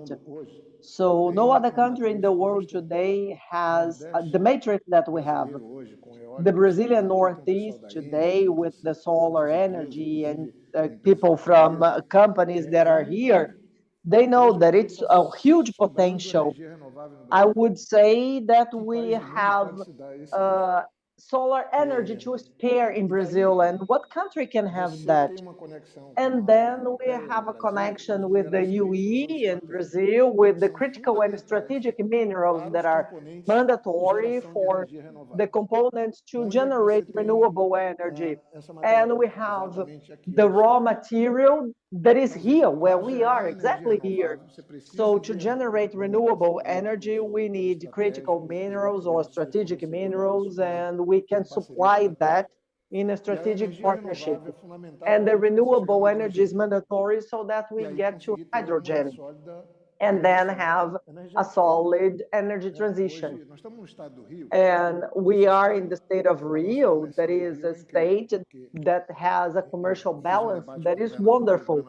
I was discussing to the governor and I said, Governor, please do something because more than 90% of what Rio exports is oil with a commercial balance of billions of dollars. And if I was the governor here, I would be strongly working for the transition so that I would get this money with blue hydrogen and something else happening. So Brazil is now facing this phase where the government thinks and presents public policies and investment plan, just like Alexandre mentioned here. And then I would just like to say that we can have an important connection there. I know that Europe, for example, is creating some barrier for cars that are imported and reach with costs, with a cost than the production cost, because they want to produce their own 3 million cars, electric cars. So Brazil needs to create their own model, and in my opinion, it should be hybrid and flex, so that we can take longer until we reach the electric one, instead of having cars that come here by ship, because it will be a problem to us. Because we have no problem with the Europe, the energy source as Europe. So all the connections are there. And I would just like to conclude my speech by saying that in Apex, in the current government, we are doing the bilateral map for investment attraction. This is Brazil and UE. This is of last year. We didn't launch it in the European Union yet. We had a presentation here, but it brings the business opportunities between Brazil and the UE on the one side and the other, because we also want to get there. When we are talking about the law that you saw that I presented a little, we see that Brazil is exporting to the UE $3.5 billion. And the coffee world export green coffee all the time in natura, but he who wins a lot of money with coffee, Germany, Italy, Switzerland, and the United States, that get this 3.5 billion pure caffeine that Brazil offers, and change into more than $15 billion. The same with the soya beans. The soya beans that go there is changed into animal protein to feed the population in the European Union. And I could say the same for leather that goes there in natura and then becomes finishing for cars. So there is a connection, a partnership to be worked. In this agreement, it can be seen only on the surface, especially because, once again, I'll say the problems in my region, like deforestation, livestock, and so on, we are solving, and it's striking today, and Brazil is going very well in this sense, but they are not in this commercial balance. So again, I saw you in Brussels, and what I've heard from you and President Lula and hearing from other people, and the report that I received shows that the window of opportunity is open. At this moment, we have President Lula that is the one receiving the most discussions, and we have to focus on that, and we have to work on the agreement between the UE and Mercosur to facilitate manufacture that is good for both sides. And in terms of business and livestock, we need to go further. And as a technician, I understand that the food production in the UE has a higher cost with a differentiated treatment, especially in France. But everything can be solved. What can't be solved after 20 years of debate, we won't be effective in an agreement like this in such an important moment, both to the UE and to our continent, especially Brazil. Obrigada, Jorge. Sim, com certeza é momento Thank you, para gerar Jorge. I'm mais pretty valor sure agregado this is ao the produto do moment to Brasil. generate more added value to Brazil. O mapa de atração de investimento do Brasil. So here's the map of investment attraction. So this is part of your work. Muito obrigada. Alexandre, Thank you very much. quais são os Alexandre, mecanismos what are the mechanisms que tem o governo brasileiro that disponível the Brazilian government have available to e foster ajudar a atrair and help attract investment europeias? and European intervention? Como a gente falou, né, a gente tem Well, muito grande as I investimentos said, we necessários, né, have a lot of para serem necessary atraídos investments aí mais de to R$ 1 be bilhão, attracted né, como eu disse with no more than a novo billion PAC reais, até as I said 2026. in the E a new gente sabe PAC que o until parceiro privado ele 26. não And vai we know colocar that the todo esse partner, the recurso private com partner, capital próprio. won't have Precisa everything. também de parte dessa We de also margem de need capital de part of terceiros. this capital from third Então, parties, instrumentos de dívida, de and financiamento são debts muito and funding importantes, né? instruments E are a gente very tem aí o important. mercado de capitais brasileiro And we com as have the debêntures Brazilian capital incentivadas. market E agora with com the a chegada das debentures debêntures incentivated, de infraestrutura, and a now lei que with foi the aprovada arrival of nesse ano, infrastructure debentures como um with the law that was importante approved today, ativo para as an desenvolvimento important e para asset atração to desses the investidores development and the para o Brasil. attraction of the investors to Historicamente, Brazil. basicamente, infraestrutura no Brasil Historically, foi financiada via basically, BNDES, infrastructure in Brazil até hoje o was BNDES, logicamente, é o funded maior by BNDES, financiador and de infraestrutura no probably Brasil, mas o they mercado de are the capitais best tem funder crescido of e tem infrastructure sido in Brazil, but the complementar capital a essa market is atuação do growing and is BNDES, complementary to the complementar work muito of importante. BNDES, and it's very E as debêntures de important. infraestrutura, elas And the trazem infrastructure benefícios debentures e aí bring são estendidos benefits that ao are investidor extended institucional, to especialmente, the e para o institutional investidor investors, estrangeiro. especially, E aí and acho to que é the uma boa foreign oportunidade, investors. And I think especialmente para this fundos is europeus an que têm opportunity, interesse em especially to the investir em European dívida funds interested no in Brasil. Então, como é que investing in funciona, né? Hoje a debts in debênture Brazil. que So how does incentivada, it que já work? ano passado The teve uma incentivated emissão aí de debenture 60 that last bilhões, né? year had an issue Só of em 60 billions, 2023. it was only É um last título year. bem difundido.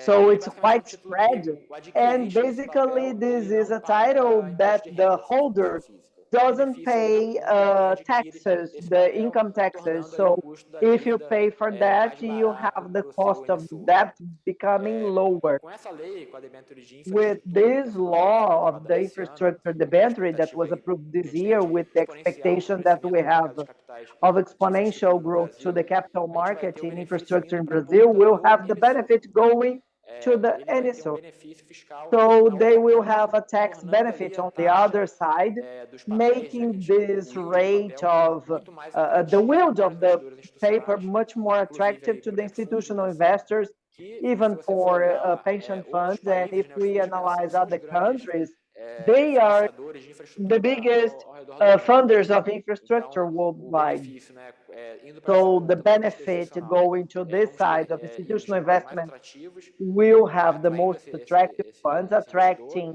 e this teremos também investor, and then benefício we'll para o have investidor estrangeiro.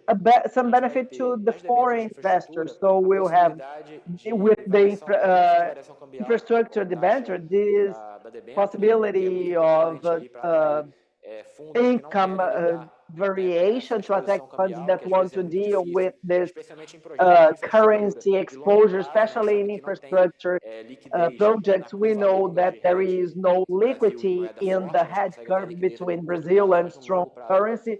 We can have that in the short term, but in the long term, it's difficult. So it's a benefit for this kind of investor. And investors don't want to pay this risk. And there are many concessionaires in Brazil that have receivables in foreign currency, so they can issue this debt in foreign currency. And lastly, we have another benefit. There is a new one. That is the possibility of issuing some bond abroad in another jurisdiction, like in Luxembourg, for example, or London, to issue this bond to capture investments for infrastructure in Brazil. When I do that with this new law and I take this interest abroad again, we don't pay the withholding tax. So nothing of that will be taken here in Brazil. So it's a way of attracting this flow of foreign capital for investment in infrastructure in Brazil, also making good use of this difference of the rate that we have in developed countries compared to Brazil. So this is an alternative we can explore to have an interesting return with reduced risk. Thank you, Alexandre. Now going more to the strategic level of policies. Brazil is now the head of G20, and next year, next year we'll have COP30. So how do you see, in this context, I mean, what are the key points for Brazil to be, in fact, a global player in sustainability and energy transformation? Well, Barbara, Brazil is in a moment of acceleration. We see clear perspective of development. We need to emphasize the infrastructure and industry in Brazil, and more efficient infrastructure, more productive industry, and the key for more efficient infrastructure and more productive industry is digitalization. The Brazilian industry has lost the protagonism when we analyze the participation of the GDP in the last 40 years. 40 years ago, the industry had a different weight than today. We need to revert this trend and make the Brazilian industry to grow again. And this growth comes with the massive adoption of digitalization tools. For the adoption of these transaction tools, we need to pay attention to four main axes. The first one is digital education. We need to have the upscaling and scaling of our employees, because what we learned in the past in the university with the technical schools maybe is not what will take us to the next stage. We need connectivity all over the country, and not only in Copacabana or in São Paulo, Faria Lima, but Brazil is quite huge. We need to give tools so that the small business may have digitalization tools and support to the small and medium companies as well, because they are great employers in Brazil. And cybersecurity. Last week we've seen what is a day when our cyber networks have a problem. So a security environment is mandatory. And now I have to mention artificial intelligence, because we are discussing normatization, regulation, and we need to be able to create a regulatory environment, not to prevent the development and innovation. So this is the so-called growth, but for this growth, we have a broader perspective in Brazil of a very important player geopolitical in the global scenario. And that's why we have the opportunity of leading G20 and COP next year. So this is how we need robust public policies to bring development to our society. In the case of G20, to the 20 greatest economies in Brazil, especially in Brazil, and with the opportunity of leading this process, and next year in COP30 we have the opportunity of talking about the environment and sustainability to the world and show Brazil's vocation as a country that in fact is concerned about sustainability. So these are the scenarios for the Brazilian message. And there is another important point that maybe today we are not giving the proper importance. That is also an opportunity for Brazil to have their voice to the world. That is the invitation that we received so that Brazil is a partner in the Hanover country. There is a technology fair in Brazil where all the big companies present their innovation. And for 40 years, we crossed the Atlantic to go there to learn about technology, to purchase technology and bring it to Brazil. But now it's time to do differently so that Brazilians and the Brazilian industry go there to show what we do here, what we develop in Brazil, and give opportunity for the Brazilian businessmen to scale. So this is a huge opportunity for Brazil to have their voices shown to the world. So these are three opportunities that we cannot leave behind. Com certeza vai ser ótimo palco também. E a gente está muito contente que a Thank Apex you. It's going to be a great stage. We're very happy and I'm very happy that Apex took this invitation. Last question, Felix, the last 5 minutes for you. What is the future of Global Gateway? Ótimo. Foto. Great. Picture and we finish that, you know. So do you have any points that you'd like to talk to us? We are in Apex, in Brazilian government, we have the meetings of SECON, of the external affairs of all embassies and consulates, be Latin America, Brazil and Canada, Caribbean, Africa, now in Asia, in Japan and Bangkok, and we are waiting a special moment to create with Felix in European Union to do that in European Union and to put it together and to put everybody together. So why that? To understand the relationships country by country of Brazil and to see how we can use this environment full of opportunities that we see. Sorry that I've interrupted, that it has a lot to do with this publication that I have here. I'm sorry. Special Ambassador Global Gateway. Então, Jorge Viana. No, but I think it's, there's a number of sectors of future-oriented investments that may or may not happen. What we have found in Latin America and the Caribbean and in Brazil specifically is a real wish not only to dive into the transition, but also do it in a way that transforms the country. And it transforms the country not only environmentally, but socially. And this is a very important element because that's the most difficult one. You just said it. People have the risk of digitally just basically be pushed away. It's not geographically, it's not accessing services. You're basically, if you're not digitally educated, you cannot access services, even if the service is next door. It's as critical as that.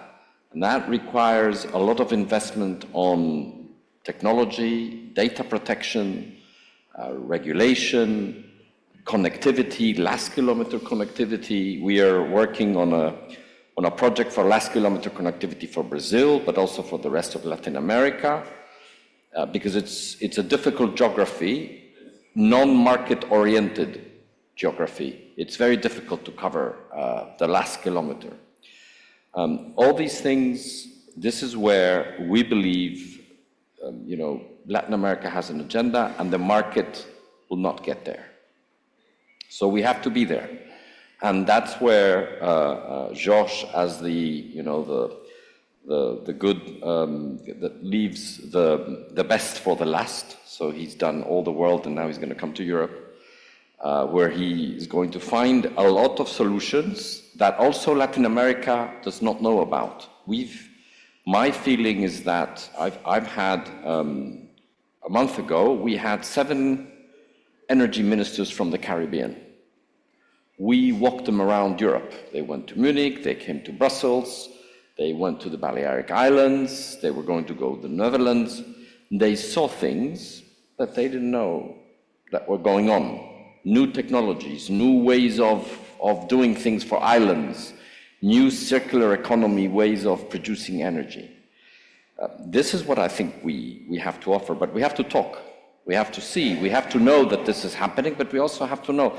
I'm sure in Europe, it's not in the public domain. There's a big investment action by the government of Brazil, by the society of Brazil, building new infrastructure, but everybody says, yes, but we're also reforesting. We're asking people who invest to reforest. And it's not just because we want to be nice, it's because we think it's a good idea. And this is what we need to be aware of. The second thing is we need to have a political action. It's not only about the market, the companies working, it's just a bit more. And it's the big houses we all are. If you put together, this is what we're trying to do in Latin America, you put together the public development banks of Germany, of the European Union, the European Investment Bank, of Spain, of France, you put the export credit agencies together, you put the companies together, you can take risks. Because investing in new technologies is about taking risks. And that is what is not on offer these days. And people don't take risks because they're not aware. And that's the two things that we need to. We need to talk about being aware, what is going on, but we also need to push gently. This is what the European companies are telling us. Again, back to the issue of standards. We want to compete, but standards are not on the table. They're under the table. So how can we politically, if Brazil and Latin America want to go for standards which obviously have an increase in the cost, an increase in the cost at face value. But if you look at it at long term, everybody says, as you all know, in the long term, what is cheap becomes expensive. But we need to cover the short term. So how do we do that? How can we help that movement? And that's where I think we can act politically with the government of Brazil to support standard equality leveling investments. And then I would say that the last comment is also on the added value, but also on the energy transition. I think Europe has said we need a lot of green hydrogen, we need a lot of renewable energy. This is true, everybody's on it. Very good. But Europe will not help itself if everybody's going to do green hydrogen just to serve Europe. Just as Brazil will not help itself if all the green hydrogen produced here is to be consumed in Europe. We would like to see green hydrogen used here because that's what the energy transition is about. To use the green hydrogen as another energy source in a country that has, as you have all said, not a big problem on generating green energy, like most of Latin America.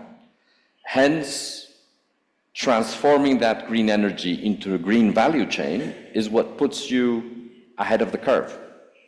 It puts you in a competitive world. And again, it's a competitive, green, clean world.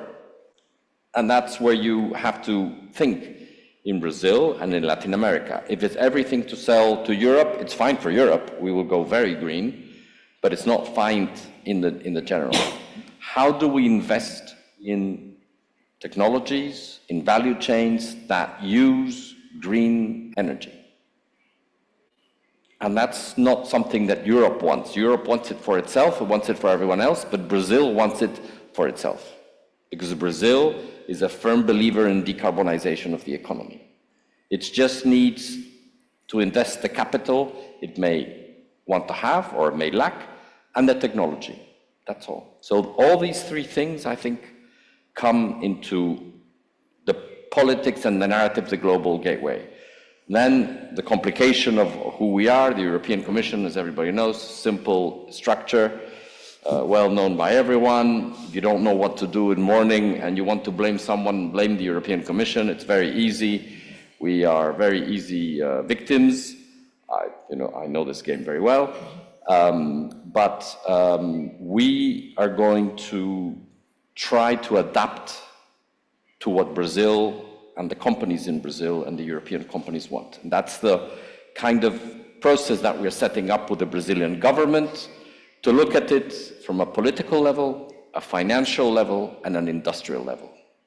And all that needs to deliver sustainable development. Thanks. Esse último ponto é muito importante também, Félix, né? Porque The last point is very important too, that you have lots of transparency, a communication, open communication, and at least from the point of view of the private sector.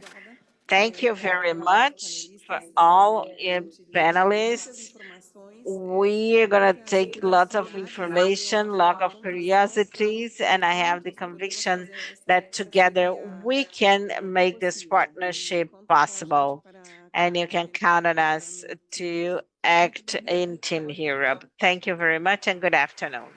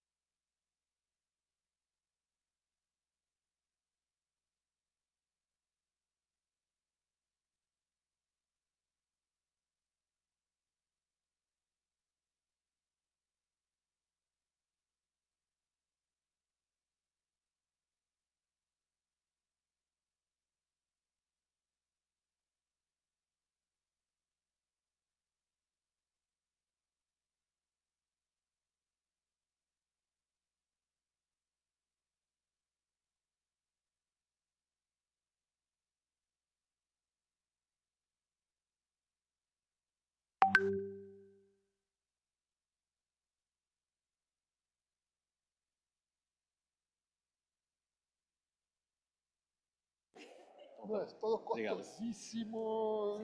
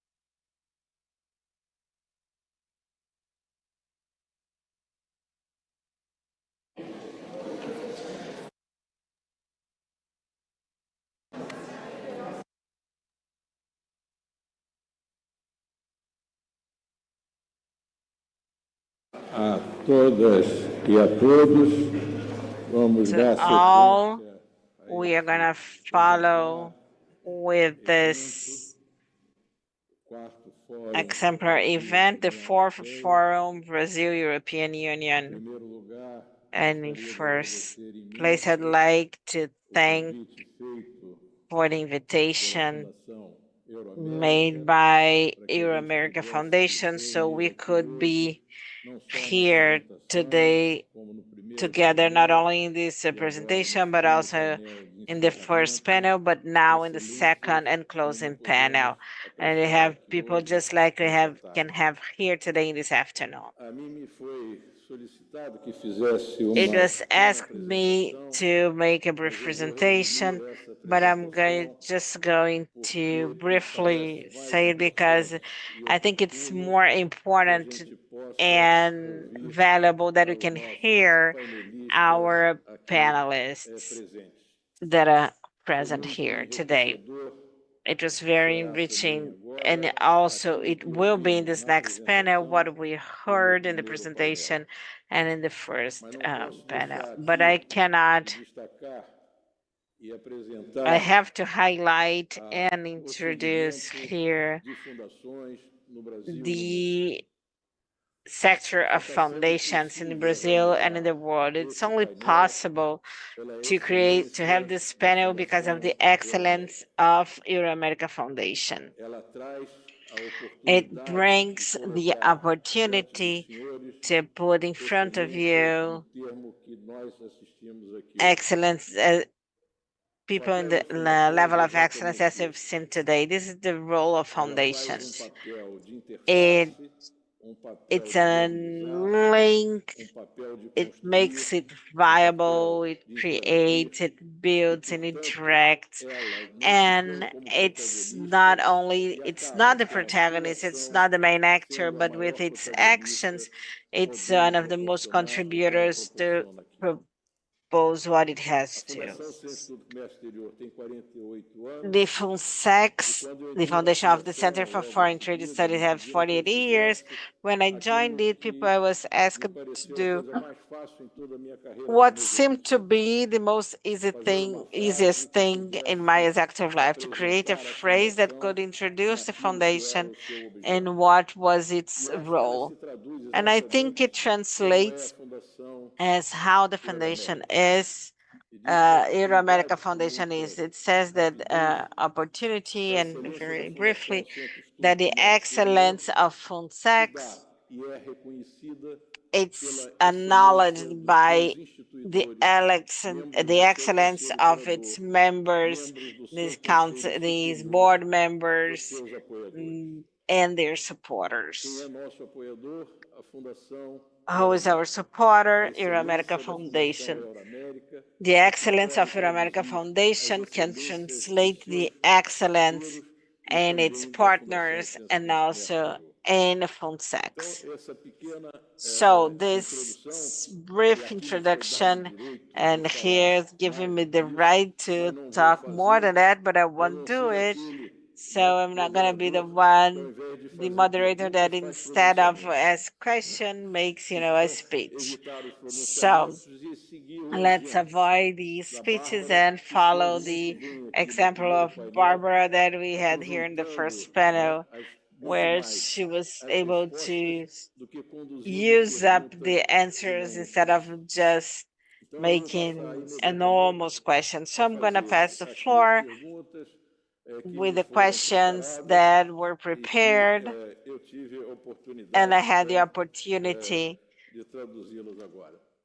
to bring it. So we are going to start with Leonardo Fleck, member of the board, Bioma, Senior Head of Sustainable Innovation at Santander Brazil.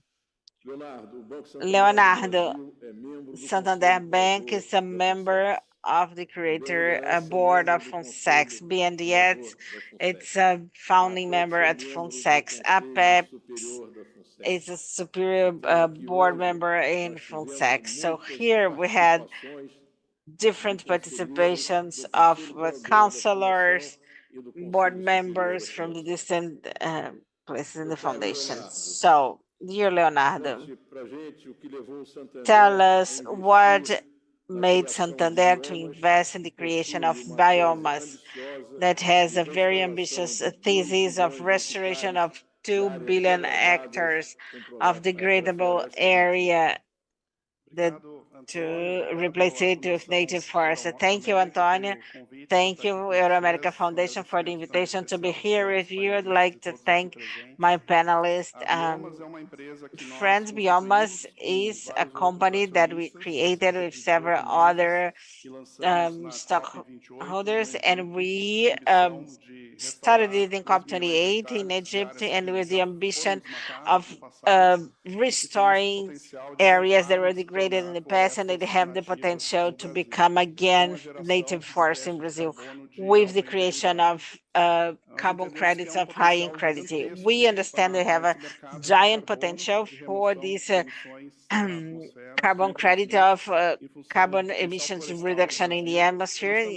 When you look into the forest potential in Brazil, but also the assets and land that Brazil has that are open and with high levels of degradation. Brazil has around 124 million hectares of open areas that degraded. Most of it is livestock area, and a part of it could be restored at a forest. As a scale, it's an area that is bigger than West Europe itself.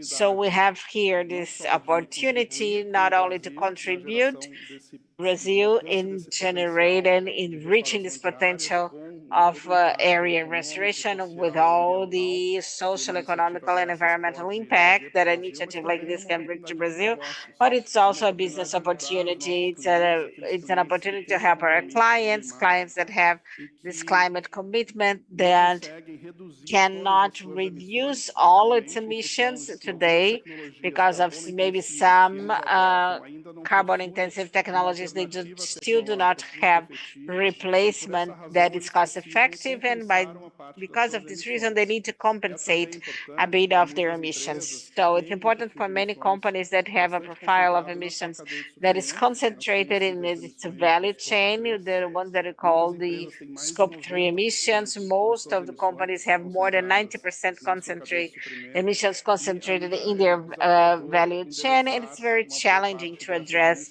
most of those emissions. So we created a company and a robustness of governance to create those credits, those impacts in Brazil, and to give the credibility and safety for the buyer, if it's a Brazilian or a foreign company, and also for the investor when they're developing those projects, so they can feel safe to make these investments.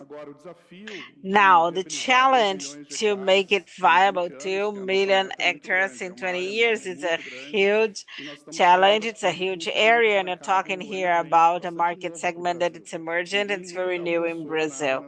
Nobody ever reached this scale in Brazil, although we have some partners and other startups that were created in these past few years with great ambitions in reforestation.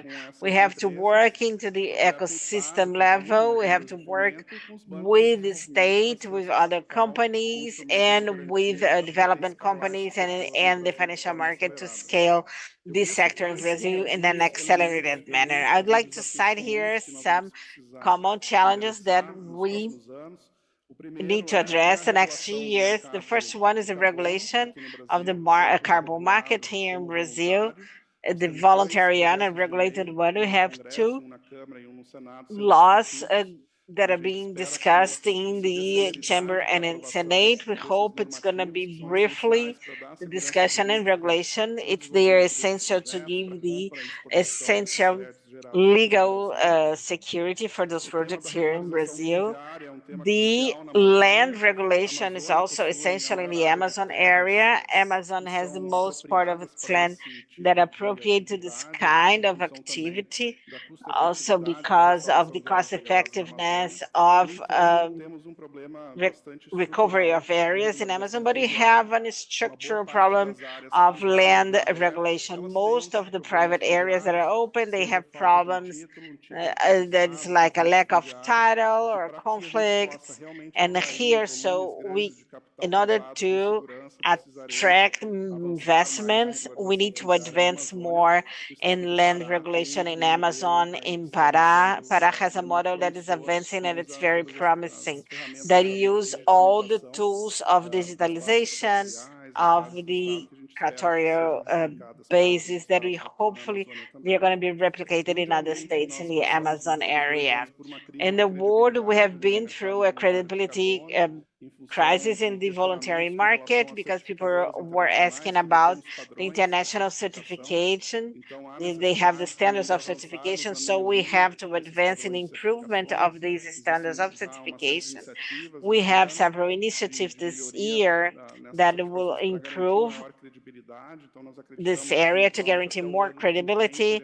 Maybe till next year, we are going to have the start again with the voluntary carbon market, and at the end, the access to capital and the mechanism of guarantees together with development banks.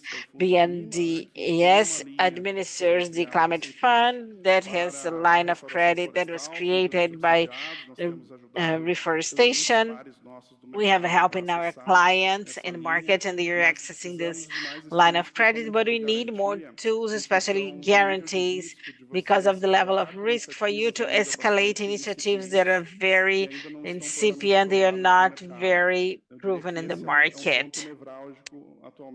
This is a very important point that we need to scale up those investments in these business models in Brazil. Thank you, Leonardo. I'm going to pass the floor and ask you the second question, so to see if it's possible, even with this time, that we can use, as we were not able to do in the first panel, as we may try to make like some questions from the audience at the end. And then I'm going to pass the floor so we can have a more dynamic, that could be more dynamic right now, so we can have the best use of our time. So Alexandre is the chief of the Latin America representation in the American Development Bank. I'll speak Portuguese here, although it is in Spanish. So could you explain, please, how are the actions to develop BEI in Latin America, more specifically the work developed in Brazil over the last years? Yeah, of course. I'll respond in Portuguese as well. Well, BEI in Brazil has a history that goes back to the 90s, when the bank signs an agreement with the Brazilian government to start the operations in 94. And BEI, as the agent of the European Union, has also has received political mandates to be implemented in the activities of the bank here in Brazil, as well as in Latin America. And these mandates go on since the beginning of the 90s, that were basically to support the investment of European companies, like foreign direct investment in the country. So we had a lot of European companies investing in sectors like telecommunication, industry, even mining at some point. And then it changed, and the European Union started prioritizing sectors and not only the European content in this dynamic. So they started finding economic and social infrastructure, and in the last part, the bank then makes the decision starting in 2016 to become the climate bank for the European Union. With all they funded with the European Union, they had to have, they needed to have a climate component to fund especially energy and urban transportation. And in the last part, we have the global gateway with a more precise work of the European Commission in the definition of the sectors that are priority in the external policy of the European Union, where the bank can work.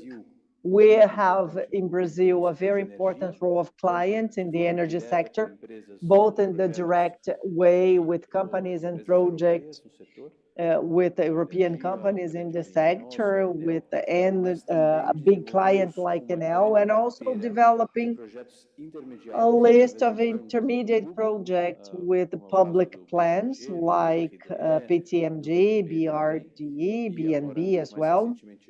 And most recently, we started having operations again with private banks. And we have one successful case here to present to fund, especially solar energy with those small credit lines with the banks.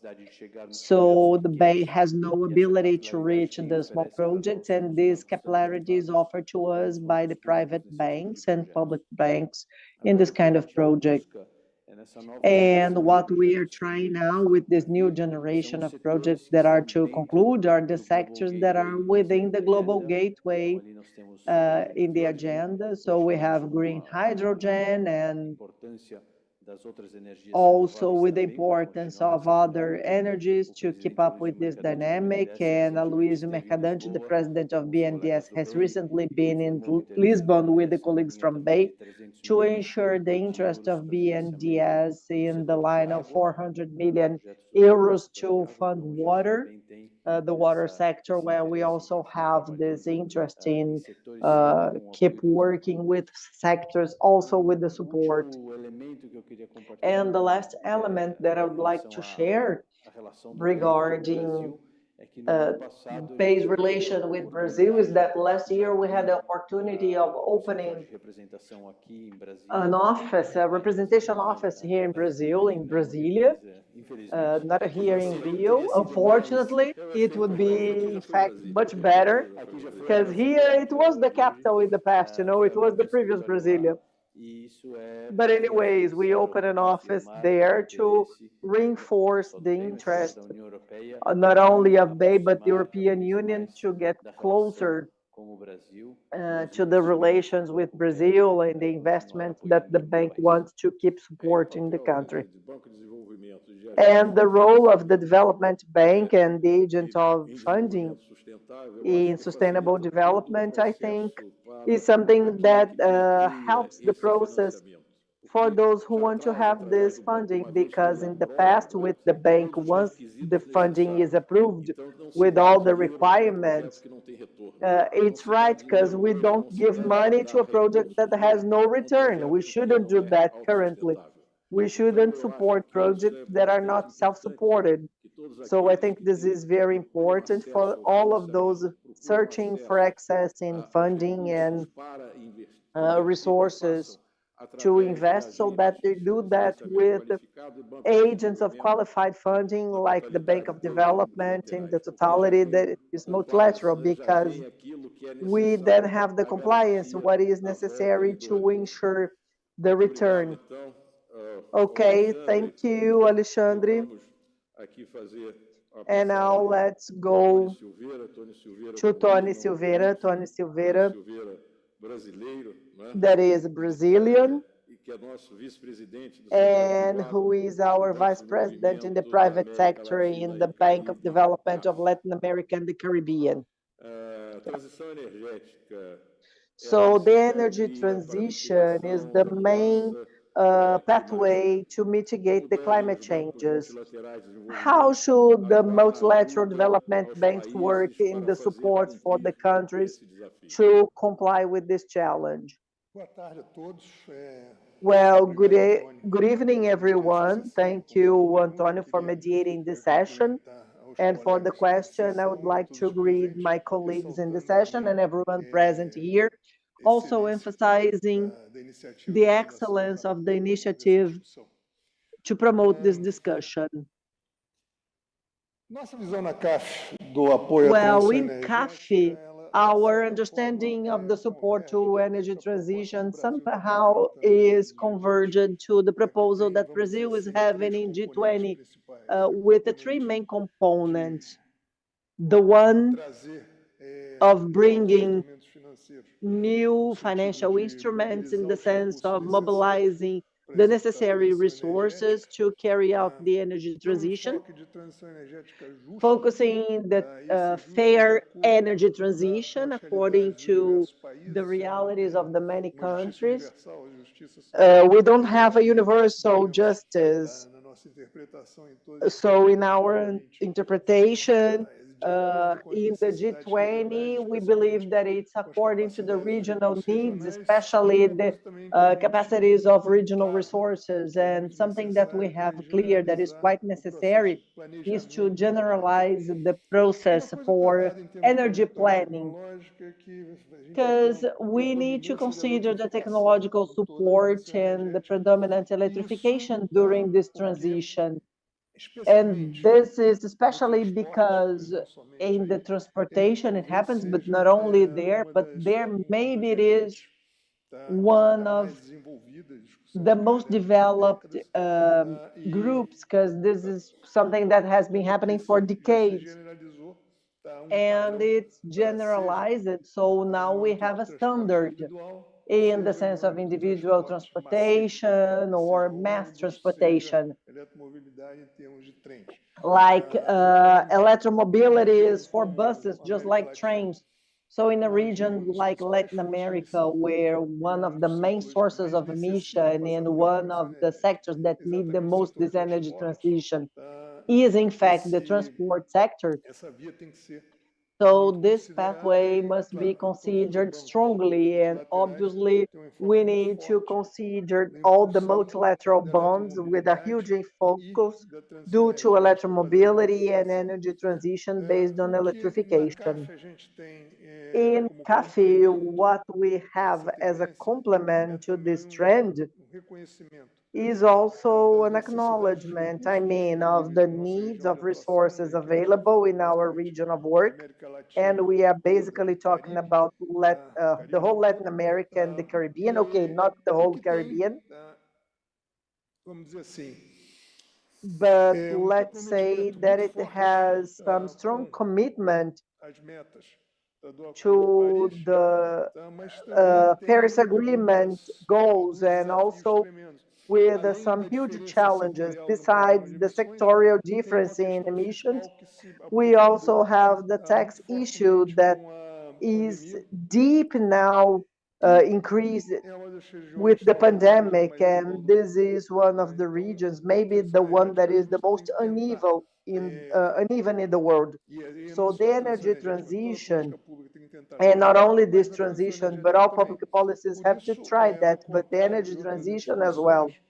That's why, contrary to other institutions, we now open a strong window to the support of the initiatives to support other fossil fuels by natural gas, and basically supporting the downstream in the sense of bringing the necessary infrastructure, not only for transportation, but mainly to the energy integration.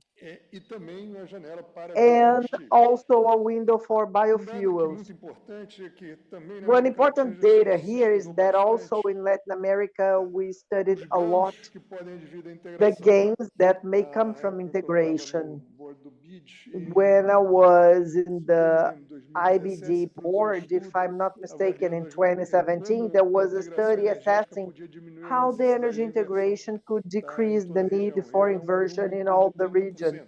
And it was about 30%. And one thing we know today is that with the renewable energies, to expand the interconnections, not necessarily unifying markets, but expanding connection to our countries can improve the efficiency in other sectors.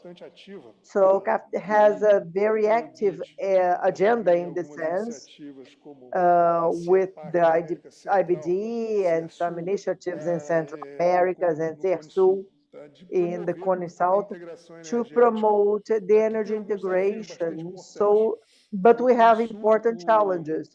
In Cone Sul, we have different balances in the countries, leading to an important challenge, that is the need of using some specific instruments that maybe are not absolutely necessary in Central America. But anyhow, we should expand this integration, and this is something important, and CAFTA is completely involved in that. Thank you.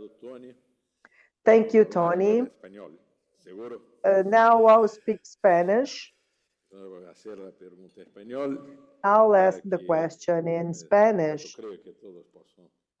so that you can answer, but I guess you can understand, but we have a simultaneous translation.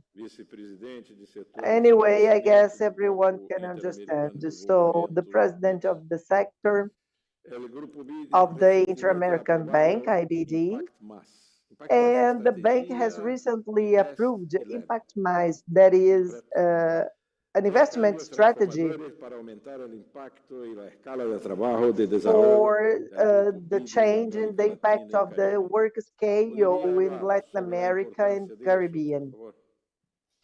Could you talk about the importance of that, please? Obviously, Antonio, first of all, good afternoon, ladies and gentlemen. It's a pleasure to be here, and thanks to Inter-America Foundation. I thank you for the invitation. This March, the IBD Group has approved 3 changes, and they were to increase the scale of the IBD and the IBD Group and the impact of what we do in Latin America and the Caribbean. And what were the 3 changes? First of all, the strategy, Impact Plus, that I will describe in details, then the capitalization, because IBD invests in the private sector, and the replenish of IBD Lab, that is basically our branch in innovation of IBD Invest. So this is the strategy that is important, that will create the IBD Group in 7 years. And we have 3 main goals. The first one is reduce poverty, reduce inequality in Latin America and the Caribbean. We have 160 million poor people, and this was something constant for many years, and we have and 60 million people facing hunger. So we focus on reducing inequality and then fighting climate changes. And we'll do that with mitigation activities where the IBG group has worked for many years. And now we will emphasize strongly the adaptation to climate changes. The third goal is the economic growth and productivity. And this is the challenge that we are facing and we've been facing for many years, and we've had some growth that was not enough to deal with the challenges that we have in the region, and we'll emphasize strongly the growth and productivity. And to reach that, we have 7 operational tasks. I'll mention just one that is important, that is university and inclusion. And the second is related, as Tony said, to the infrastructure, to the resilient and sustainable infrastructure to the region. And then the strengthening of the institutional ability and the state of right, that is the challenge that we have in the region, and something that we've seen in many years, and in many cases is a barrier to the growth, so that we can reach the 3 goals that I mentioned before. And how can we work so that the IBG group has that? Well, first of all, the group will have a strong focus on the impact in having a culture of impact in everything we do. It won't be only thinking about the operations and the amount of money, but the impact that we had in the region and the population in the region. The second one is the strategic selectivity. The needs of the regions are huge, but the IBG group doesn't have the necessary resources to reach and fill this gap. So we understand that we have to be strategic and choose the areas so that we'll decide which countries to focus and emphasize on the work. And the third is to strengthening the financial instruments that we are using, and we are strengthening the instruments that we have and also creating new instruments, for example, to manage natural disasters and to increase the mobilization of resources. And here we'll emphasize the resource attraction to the private sector so that the worker can work well. And then we'll have a public-private synergy that is important, and we are sure that we need to promote this public-private synergy, focusing on, for example, what we want to reduce the hunger in the countries, and then we'll see how the public branch of IBG will help the countries, and the private branch can help with innovation. And then IBD will strengthen the bank of knowledge, because we understand knowledge is an added value, and to us it's important to generate and show the tools so that this knowledge serves to the countries in their public policy projects, so that we can offer the technical support necessary and make effective alterations to create an impact. So this is what we want. Thank you. Thank you very much, Ana Maria. It was a very didactic presentation. Thank you very much. Now I'll speak Portuguese and talk to Nelson. I'll ask the last question to Nelson Barbosa. Also, Nelson BNDES is a curator member of the Institute and creator of the Foundation for International Trade that was created by 10 companies, and one of them was BNDES 48 years ago. So Nelson Barbosa, Director of Structuration of Project of the National Development Bank, BNDES, and considering the relevant work of BNDES to the development of the Brazilian economy, what are the strategies the bank is promoting to support green investments and social investments, and what are the activities that Brazil can implement in partnership with entities of the European Union for the success of those actions? Agradecer o convite da Fundação Euro-América. Thank you, Antonio. I'd like to thank the invitation of Euro-America Foundation and for this panel. I'm going to be talking a little bit about what BNDES has been doing. I'm going to do some advertising, specifically the products that the government made available for investors that live in Brazil.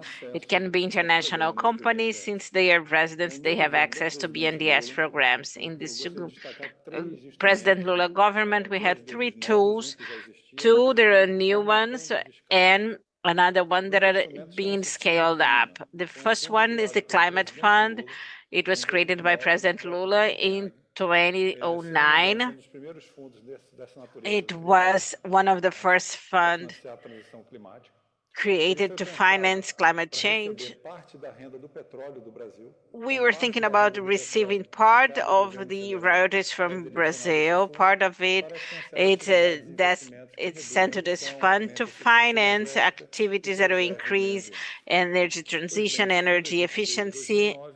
And so this this exists since 2009 from 340 million reais. It was a very small one.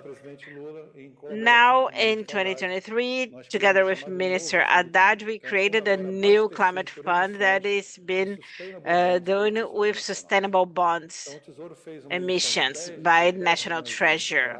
We emitted 10 billion reais, $2 billion last year to increase this fund. Last month, we emitted again another 10 billion reais, $2 billion that will elevate to the end of the year to 20 billion reais. So we have a new analysis and specific fund capturing from BID, K, KfW, and other funds and banks.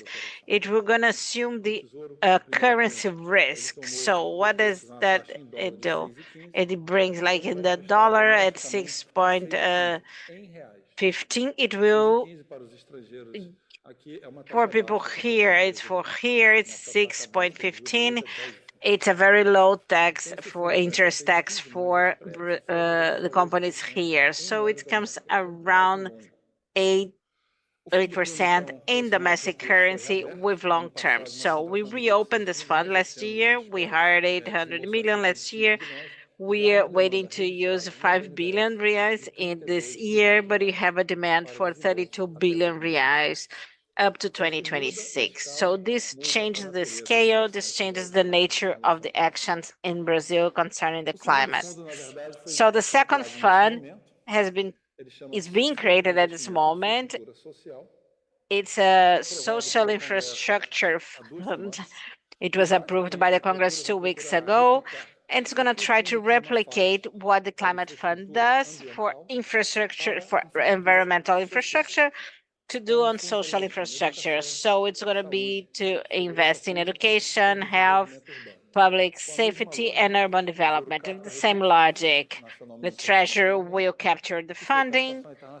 What is international capture? The government is going to send it on international taxes, but it's going to take the currency risk. So with that, we want to increase the investment of PPPs in health, education, and safety, and to create a new plan of urban development for transformation, to transform the cities to become more sustainable, developed, and resilient. The third fund is focused on innovation. The Congress approved last year an authorization. So in the case of BNDES, they could send money according to TR tax. It's around 2% a year. So with the spreads comes around 4% a year to finance innovation in Brazil. Innovation, any kind of innovation with climate focus or diffusion.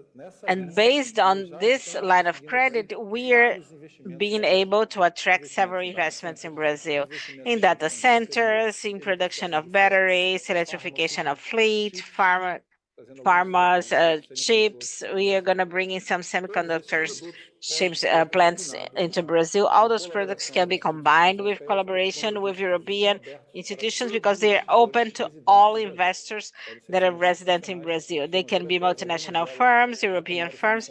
Some of them, they took some funding from those funds, as I mentioned. It's very relevant, this your presentation, and it's very timely. So the world is looking into that. So we can have this safety of financing and to use uh, the fair growth and the sustainable growth. That is the theme of our forum. The fair and sustainable development today is not something that is only politically correct. It's a responsible action that we have to take. And it's important that through BNDES, that it's our development bank and social development bank, that we could have these two variables in the funding, in the development, but also in social action. So I'm gonna pass the floor. I'm gonna do the second round of questions and try to accelerate a little bit this process here. They always ask me to pay a lot of attention to the time, necessary time. So let's start here with the second round of questions.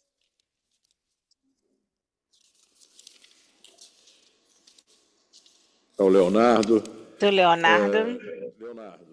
Leonardo, Como você vê os how do you see the roles of public and private financing funding in energy transition in Brazil? Okay, they are very complementary roles. We need both. I'm going to be talking a little bit more. Dollars invested and then 4 years to get to the second trillion. So we see a crescent interest in those investments, and we need to keep on advancing and bringing more of those resources into Brazil. That's why I see the work of BNDES with those structures that are creating. That's very important. But talking about the private funding, there is no climate transition. There is no 1.5 degree without the deployment of private capital into these technologies. So the goal needs to be to support the private capital if you want to get to those results in 2050. And we need this massive investment to reduce the cost of technologies so they become competitive in cost facing the fossil alternative. Just to illustrate, most of this capital that is put into climate investment, they go to solar panels, wind energy, electric cars, and batteries. Those investments that have been happening in the past 10 years, they put those the cost of the technologies to go down 70 to 80% in one decade. It's a massive cost decrease for technology. For every 20% of cost reduction in that technologies, we observe 100% of increase of adoption. So we need to keep on investing and bringing those investments into Brazil so Brazil can be part of this transition, not only as a provider of materials, but also a provider of technology to the world in the energy transition, but also in the forest agenda. In those segments that I mentioned, we work with all of everybody here on the table. With Bain, we work with solar funding, CAF with funding of electric cars and hybrid cars. With BEAT, we are part of the alliance, the Amazon Finance Network, to find solutions for the bioeconomy in Amazon. BNDES, we are very close to help our clients to access the climate fund. So those partnerships, they're essential. They are even more important with the emerging climate technologies. The ones that I mentioned, they are mainstream. We know Santander is one of the leaders, funders, business investors in this kind of energy in Brazil. But when you're talking about for reforestation, the renewable energies that are like biomethane or green hydrogen, when we talk about electromobility, like electric bus, light cars, or the less kilometer cars, as you mentioned before, those technologies there is still very emerging in the Brazilian market. So there is an essential role from development banks in help to assess the risking of those investments so the private sector can join strongly.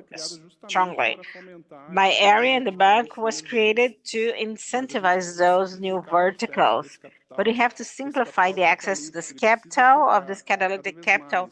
It needs to arrive allowing and having guarantee tools, being more agile with those resources. Sometimes it will take a lot of time to access all of those. Público para financiamento climático, isso leva de 5 a 8 anos somente. It takes 5 to 8 years only for you to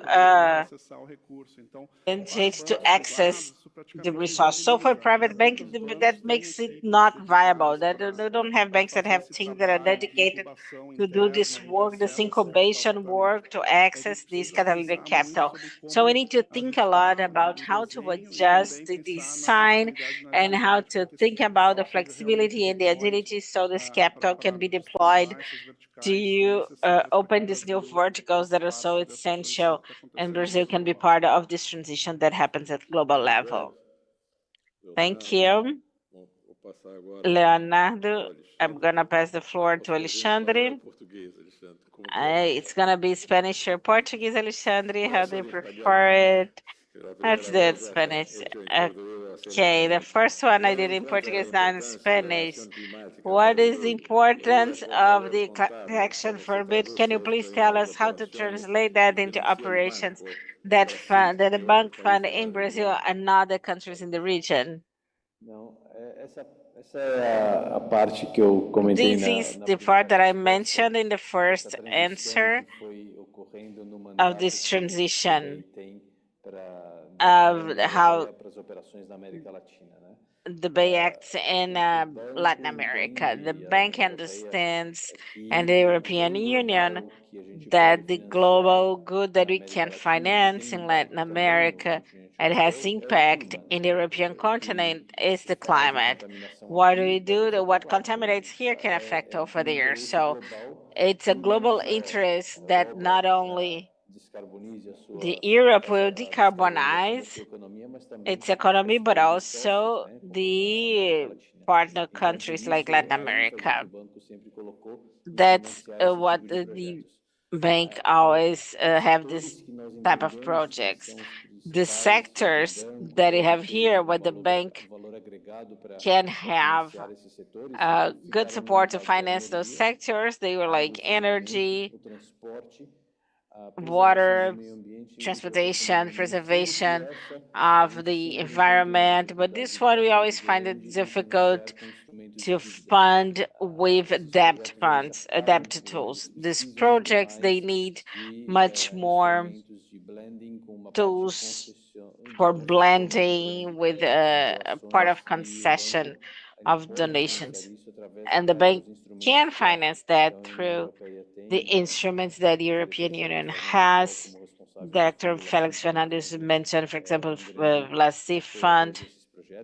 He's a great supporter of those funds. It's a very important project of the 5 forests in Central America that the European Union is supporting. It has a component of environmental sustainability, but it's only possible because it makes this blend from the funding with the non-reimbursable part of the resources.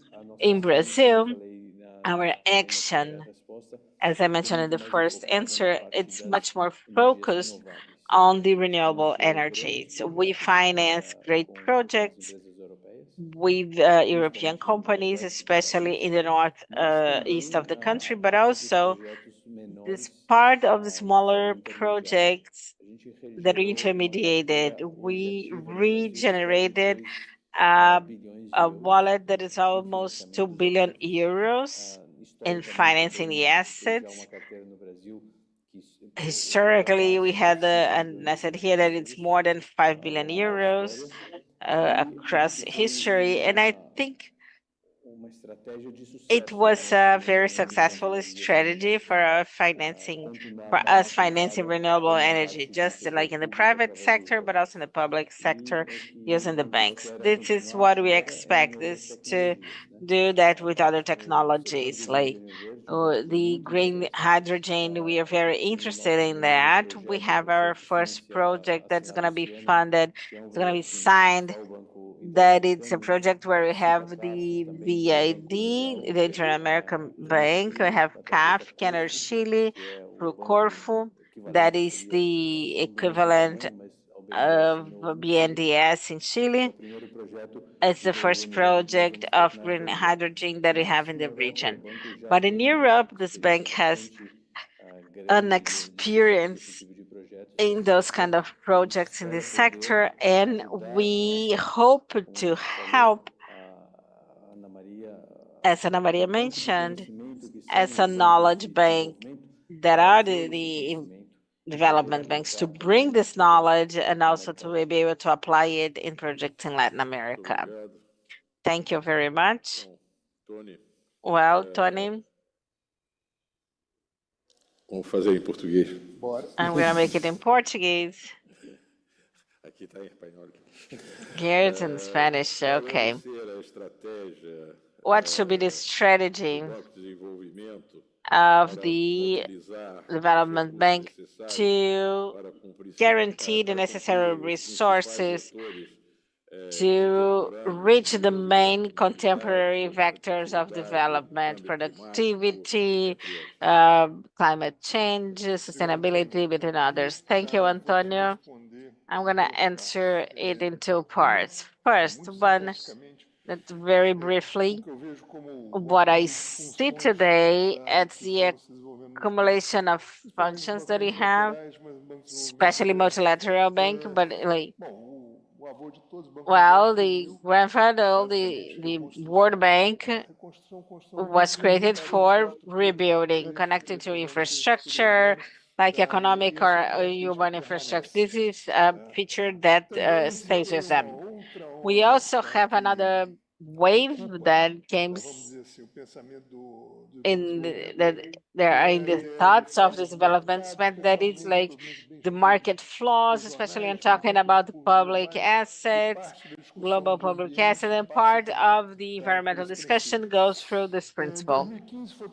In 2015, we published, it was published a text that was, of course, from the World Bank, but with the support with multilateral bank, that is like from buildings to treatment, that emphasized, that highlighted this catalytical role to catalyze resources to support the development of the private sector in general.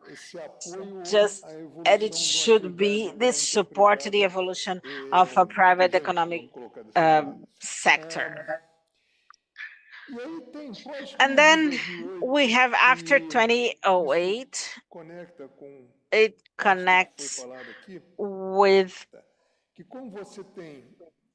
what was said here, that when you have a process of reviewing all these bank assumptions, especially like with the Basel mechanisms of mitigation financial risk, because, you know, it was shown dramatically the idea that the economic cycles, specifically the credit cycles have finished, that was shown very dramatically in 2008. You have this trend that affects not only the multilateral banking system, but also the developmental banks and national development banks, that the transfer from one function from the private market, especially US and Europe and other parts, for those that are more developed, to the public sector or to development banks. So part of what today we say that it's like a headache. I've been in Brazilian government And Nelson was my boss for a while, from 2004 to 2014. One of the great discussions we had after 2008 was how to have safe mechanisms in infrastructure. Before the US and Europe, you had the motherlands that would be in charge of fill this space. This market disappeared. Banks started having big restrictions in terms of terms for funding.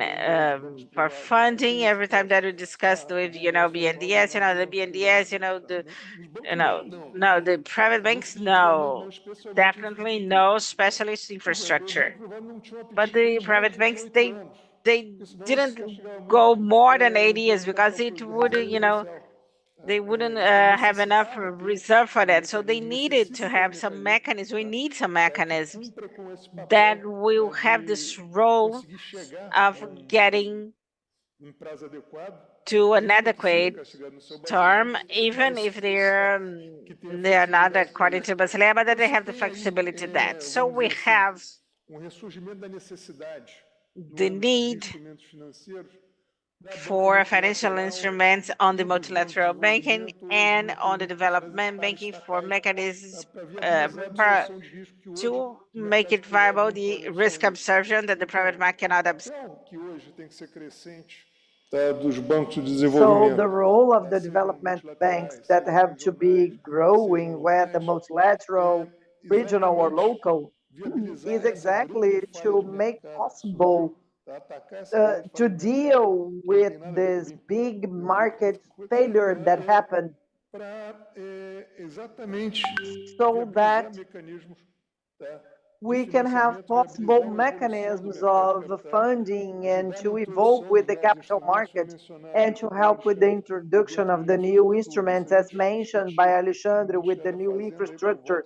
We had the Ministry of Treasury in 2007, starting with that, but until it worked well, it took a while, and we had an important role in the creation of this market, to create this market in this sense. So this is the way the multilateral markets can do that, and it's quite complicated, but with a lot of work, we can now complement this discussion of climate change with the mechanisms of funding or so on of biodiversity. Today, we have a huge discussion and demand on that. It's not easy to talk about it. There is no commodity like carbon to define the basis for all the accounts, but this is a market to be created, and the creation of it will depend on the knowledge and the technical support and the funding, even in terms of concession, that can be guided with the development bank, with the support of the government, to create the private sector in such a way that is capable of reaching that. Okay, I'll stop here because this is just an example of this line that I'm defending. Okay, very well, Tony. Now let's go on, passing the floor to Ana Maria to ask her one more question. Could you tell some examples of the leaders of the IBD group? Thank you very much. I would just like to give you an overview first of the work of the IBD in the private sector, because I think we'll end up repeating things here because we do very similar things. First of all, we give direct credit to private companies in sustainable projects that don't have the necessary funding condition in the financial market. It is the first role of bidding best. And on the other hand, we are helping with financial structure to attract more private capital to the region, to allow us strengthen the private sector with the necessary capital to have the investments that are needed. And another important thing related to that, to what Leonardo mentioned, is that to attract private capital, we must have regulation, the necessary regulation, so that the private sector thinks that it's attractive to have investments in the country. So we help them develop regulations, and we give loans so that the regulations are carried out in such a way that they create the proper regulation so that the private sector participate as well. So I'd like to talk about some investments that the IBD Group had in Brazil with projects that are carrying out involving Bidinvest. In July, due to the titles related to sustainability, we had 40 millions as a bonus that is something focused on bioingredients of the Amazon region, and also giving support to the public and private sector in sanitation in cities like Manaus. This is very interesting because this is something continuous and the relation between the public and private sectors, as I mentioned. The first investment was in the public services in Manaus, supporting the construction of houses and infrastructure and sanitation. And on the private hand, we are supporting the public construction to expand the water supply and have universalization of this service. We also give support to the resources with the funding in Ecuador for investments in long term that are important to our country. And in February, we launched an initiative offering until 3,400 million of exchange, so that along with the Ministry of Environment and the Central Bank of Brazil to contribute with the first sustainable bonds in Brazil, along with the Secretary of Treasury and with the participation of the World Bank. The first one was in November 23 with 2 billion, and the country started issuing bonus again. We have other projects, but I would like to focus only on this of IBD Invest with BNDES. Thank you. So Nelson, let's have basically the last question depending on what we can have in terms of extra time. So what are the competitive advantages that Brazil has for the climate transition that can progress with the cooperation between BNDES and development institutions in the European Union? Well, Brazil has many competitive advantages, and we have the energy matrix that is much cleaner than the rest of the world, with a great potential of expansion of renewable sources, especially with the solar energy, but also air energy and biofuels. Brazil is a country of 210 million people and a market where some products are quite well developed and can be the basis for new innovations, as it was mentioned here, in terms of the hybrid propulsion, combining flex vehicles using ethanol and gas and electric engines. Most of the power, the freight in Brazil is electric. In terms of transitions, experts say it will take some decades, but the flex car can be a safer stage and with more technological development. And Brazil is the kind of country where this vehicle is massively running. And we have advantages in the end, renewable energy renovation that can be used for the production of green hydrogen and the siderurgy, and it will depend on the world market of these technologies that are not quite clear due to some protectionist behavior worldwide. And Brazil has other competitive advantages.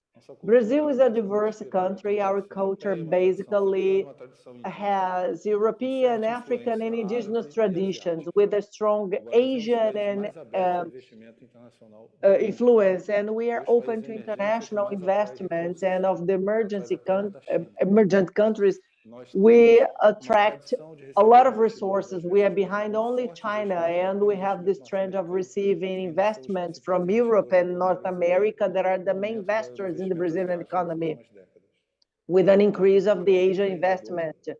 We have a lot of entrepreneur culture over the last years due to the financial innovations that we have and the Brazilian government has created.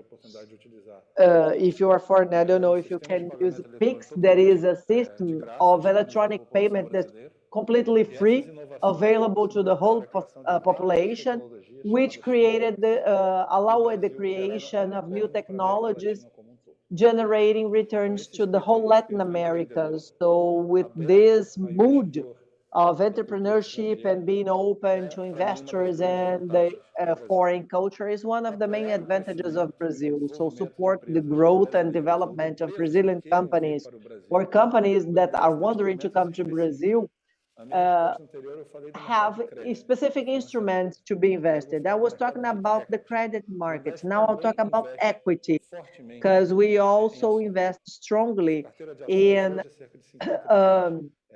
shares. We have 50 billion reais of investment today, and we have direct investments. We are minority shareholders of companies, and we invest in participation funds. Over the last years, BNDES has launched many funds, and the policy is generally to have at least $100 million in a fund to leverage 4 times this amount.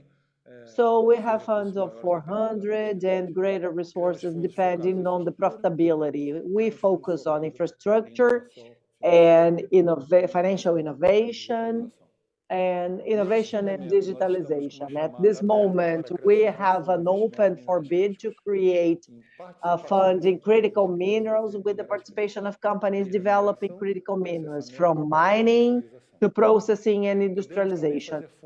We can also have bilateral funds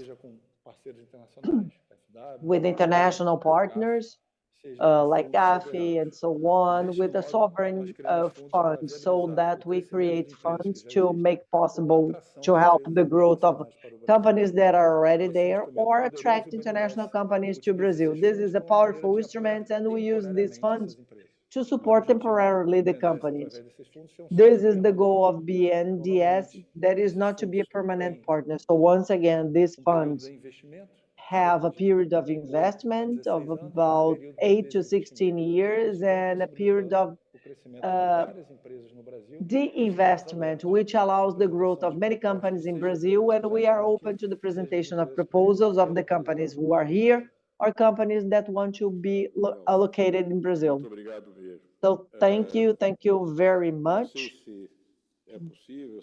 I don't know if it's possible, if the organization will allow us to have questions, or if we go to the end of the event. But before that, if there are no questions, I would just like to say something very important, that is about the opportunity that the Euro-America Foundation is giving us today and will give us tomorrow with the translation of this excellence, the excellence of presentation, the excellence of the first panel, the excellence of the second panel, not only related to the people, but also the excellence of knowledge. This is very important to us, so that we, in fact, have a fruitful future. I'll just end with a quote that I'm using to tease sometimes, and this is a quote of a former governor of the state of Guanabara when we were the capital of the country, who would talk about the future. So I'll say that in Portuguese and Spanish, because Count Lacerda used to say that the future is not what we fear, is what we dare. So again, the future is not what we fear, it is what we dare. So I would like to finish by inviting all of you to have a celebration. Euro-America Foundation is inviting all of you to take part of this cocktail at the room behind here. Here at Copacabana Palace. So we'll finish the day today, and I'd like to thank everyone, especially Euro-America Foundation, for the opportunity given us to be here today. Thank you very much.